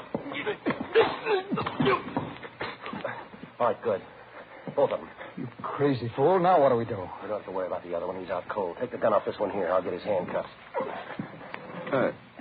Why'd you have to do it? Why'd you have to start something? I told you I can't afford a shakedown. You ought to know that. Better give it up, both of you. You're not going to get away with it. Shut up, will you? You won't go far. Come on, Red. Help me drag him over here. What are you going to do? A bedpost here. All right, get his wrists around here. That's it. That'll hold him. Lindsay, you're out of your mind. What do we do with him now? Don't worry about that. How's his partner? Oh, nothing doing. He's still out. All right, now, cop, let's have it. What's the idea of the shakedown? When we pick you up again, you'll get the idea. Now, come on, let's have it. Why don't you lay off? That's not going to get us out of this. For a big dealer, you got a lot of chicken in you. Now, look, cop, give. Why the shakedown? You're wasting your time. Maybe I can change your mind. Lindsay, you're crazy. Put that gun away. Now, come on, cop, talk. Who gave you the Put tip-off? that gun away, will you? It's only going to get us in deeper. I want some answers. These fuzz didn't come along by accident. There had to be a tip-off. How do you know? You were talking up a storm in here, making a lot of noise. Somebody in the hotel could have complained. Come on, get out of here. Leave the two of them behind to identify us? That ain't going to work. It's got to. What else can we do? We can kill them. You're out of your mind. I can kill them right now. You'll do it alone, Lindsay. I'm getting out. We still got business to do. I'm not looking for a murder rap. Now, come on, give it up. Let's get out of As here. soon as we leave, we're going to have to start running. I won't be good for more than a day in this town. What do I do about my deal? Come on, we can talk about it later. Come on, We can talk right now. You handed me the stall long enough. I got 24 hours left. I want it settled. Okay, I'll talk to the big man. I promise you. I want to have a meet with him. I don't know. Now, you listen. That $6,000 buy was a drop in the bucket. I want to buy more. If the big guy's ready, so am I. You got the money? I got it. Cash. Now, how about the meet? How about it, Red? Okay, I'll set it up. Red got his things together, and we took the rear fire escape that led down to a service alley behind the hotel. Before the two of us separated, we agreed that Red would call me at my hotel at 10 o'clock the following morning. I wasn't altogether sure, but it seemed as though the act I'd put on at the phony shakedown had impressed Red quite a bit. Before I went back to my hotel, I called Ed Jacobs and Captain Kearney and briefed them on the developments. At 10 o'clock the next morning, I was waiting by the phone in my hotel room. At 10:15, Red called. I talked to the big man this morning. I told him what you wanted. Yeah? What's the answer? It's going to be a fast deal, cash and carry. Well, I'm ready. Is he? I think so. Took a lot of talking. All right. What about the meet? I'll pick you up at your hotel. I'll take When? 8 o'clock tonight.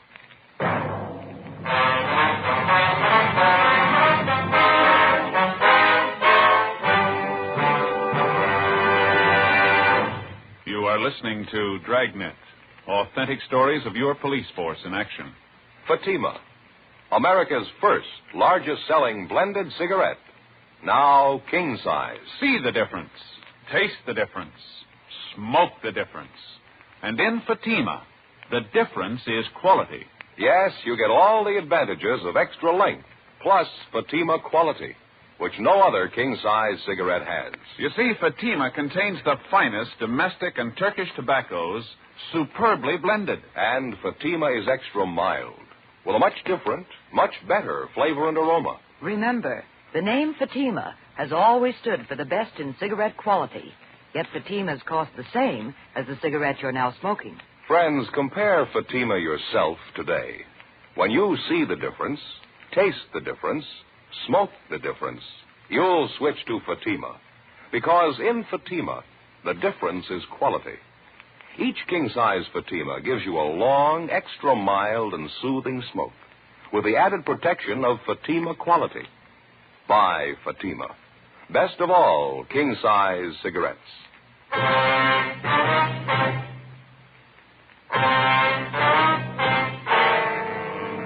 Tuesday, August 16th, 10:33 a.m. As soon as I got word from Red about the meet he'd set up for me with the big man, I called Captain Kearney on the inside line and briefed him on the way things stood. He said he'd have 3 teams of men ready to tail me and cover the meet. They'd work alternately in 3-way radio cars in order to reduce the risk of discovery to the minimum. He also told me the check of tenants was continuing at the East Hollywood apartment house, where Red apparently was picking up his supply of heroin for distribution. So far, the detail of men assigned to the job had failed to uncover any definite leads.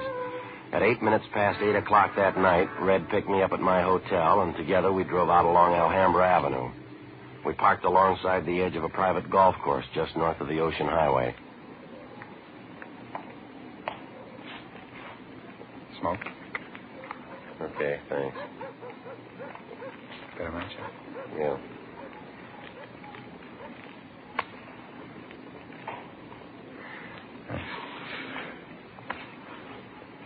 Well, what about it? We've been here 15 minutes already. A lot of time. Feels like this. The boss doesn't like to hurry things. Yeah, well, maybe he ought to get with it. Relax, will you?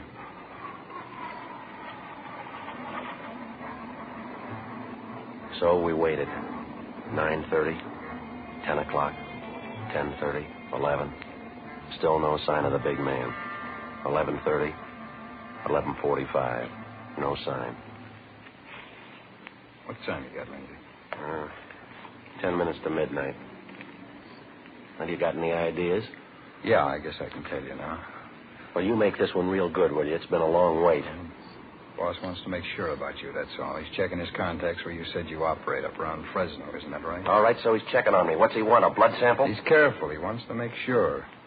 If it didn't show, this is what he told me to tell you. Yeah? If you're cleared all around with his contacts, the meet's set for tomorrow afternoon. Where? I'll get to it. The deal's this. You said you wanted a big buy. The boss has got it. How much? 2 kilos. Same good stuff you sampled, high-grade Mexican. You can get it at $10,000 a kilo. Well, that's not bad if it's good quality. What's the breakdown? It's 40% good. You're getting a fat discount. You know that. Well, that depends. 2 kilos, 10 G's apiece, $20,000. You've got it. Cash and carry. That's a lot of scratch to get together in a hurry. You got a whole day. No dough, no junk. All right, I'll get it. Where's the meet? Out by South Pasadena. They're holding a big flower show in the neighborhood. You'll meet him there. Contact me for the time. Yeah. When'll it be? When do I meet him? When you got to 20,000. 11:15 p.m. Red drove me back downtown and dropped me off at 4th and Main. Before we separated, he told me he'd call me early the following afternoon regarding the time of the meet with the big man, providing I had the $20,000 for the narcotics buy. 1 a.m. After stopping off at a cafeteria and then a coffee counter to make sure I wasn't being tailed, I got to a public telephone, put in a call to Captain Kearney. South Pasadena flower show sometime tomorrow afternoon, that right? Yeah, that's it, Captain. All right, we'll cover it all the way. Well, how about the money? What do you think? You got a little with you, haven't you?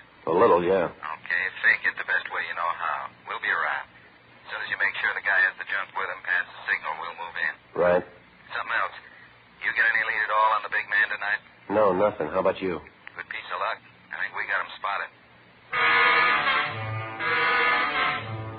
Before he hung up, Captain Kearney told me that the careful screening of tenants in the East Hollywood apartment house pointed out to them by Stan had netted a couple of prime suspects. They were an elderly couple, a Mr. and Mrs. Thomas Leslie. Besides the fact that he had a narcotics record in the East, Mr. Leslie operated a second-hand bookstore on Beverly Boulevard, which apparently was being visited often by known narcotics peddlers. Early the following afternoon, Red called me at my hotel room, and I told him I had the $20,000 for the buy.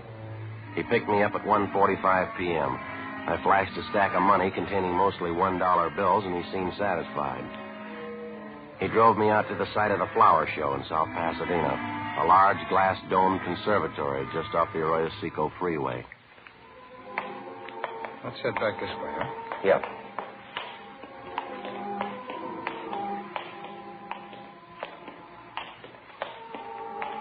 Sure nice flowers, huh? Just beautiful. How many times are we going to have to cover this route? I've seen everything twice already.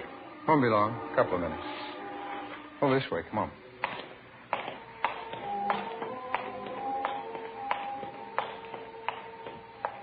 Yeah, they're sure pretty. Look, I don't get any of this. If we got business, why can't it be in private? This your big man's idea of a joke? It's protection, Lindsay. He's got to be careful. I guess he figures this is the last place they'd look for him. If we make another round of this place, we'll stand out like a sore thumb. Oh, relax. You'll make the buy. Coming up right now. What? Come on, follow me.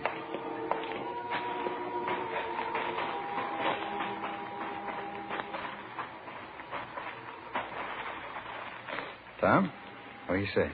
Oh, hi, Red. What do you think of my gladiola entries? Those up there. When you say they're beauties? Yeah, they're real great, Tom. Took me 3.5 years to get blooms like that. South African species, you know, the Chelsea type. Raised them right in a little greenhouse back of our place. Huh?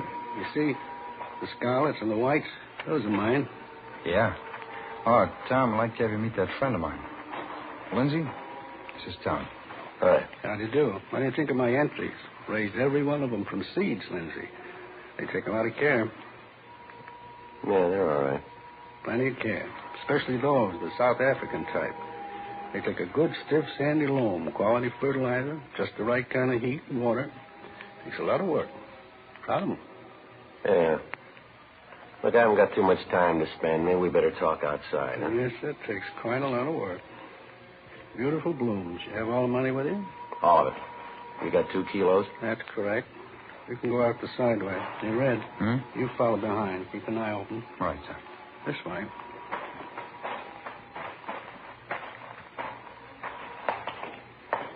Sorry for the delay. It's necessary sometimes. Yeah. You came out with Red. You double-checked you weren't followed. I double-checked. I've been doing business longer than Red. Maybe we can make it a permanent tie. Out here.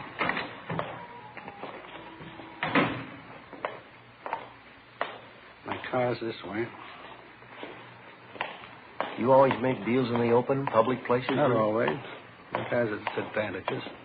You sure this is the H I sampled now? I don't want another phony buy. It's no phony. You can be sure of that. Here's a car. Well, the money. Well, you show me the stuff. Red knows I got the money. Red. Yeah, Tom. The money. You saw it before you brought him here? Yeah, he showed it to me. Right here in my pocket. Have a look if you want. Now, come on. I can't afford to camp on this thing. All right. Keep a lookout, Red. All right. In the car, Lindsay.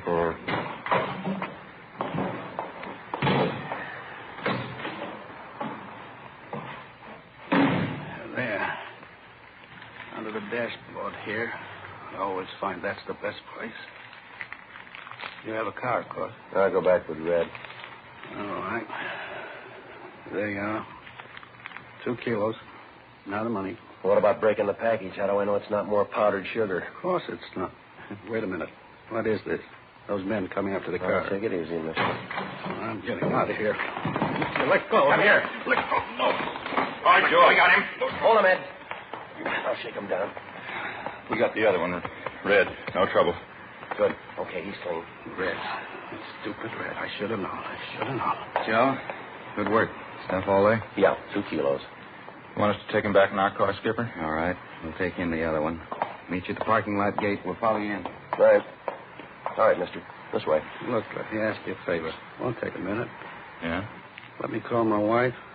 I want to let her know what's happened. I want her to come out here and get my flowers. I got some valuable plants in that show. That'll be taken care of. Your wife couldn't make it anyway. She was picked up an hour ago. No, couldn't be. What's going to happen? Every dollar I own, all my merchandise, 2 kilos, best quality, all of it. We'll take care of that. Come on, let's go. All I got, those beautiful plants. You can do that much for me. Let me go back and get my flowers. They're prize gladiolas. It won't hurt anything, will it? Just let me take some with me. Just a few till I get back. Why bother? They won't last that long.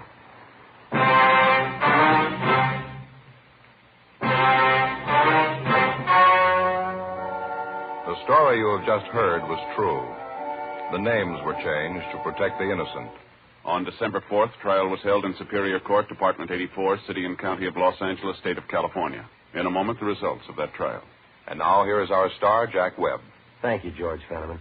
When you compare Fatima, see the difference, taste the difference, and then smoke that difference, I'm convinced that you'll switch to Fatima, because in Fatima, the difference is quality.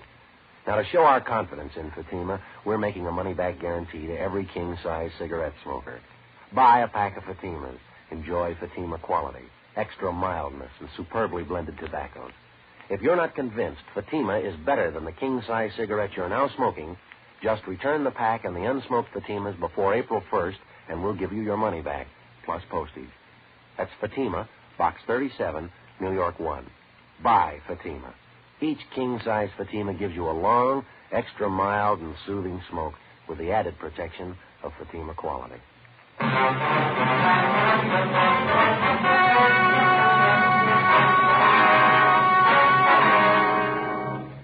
Thomas Leslie and William Red Forrester were filed on in the district attorney's office for violation of the State Health and Safety Code, Section 11,500. Both men were tried in Superior Court and found guilty of the charge. The violation carries a penalty of imprisonment in the state penitentiary for not less than 5, nor more than 10 years. Because of their cooperation in the investigation and apprehension of the narcotics gang ringleaders, Stan Parrish and Max Higbee were given 1-year sentences in the county jail with 5 years probation.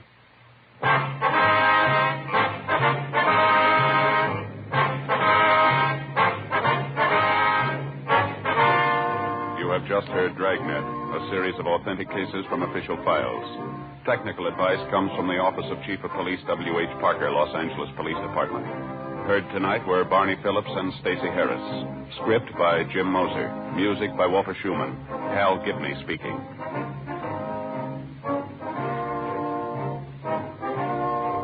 Fatima Cigarettes, best of all king-size cigarettes, has brought you Dragnet, transcribed from Los Angeles.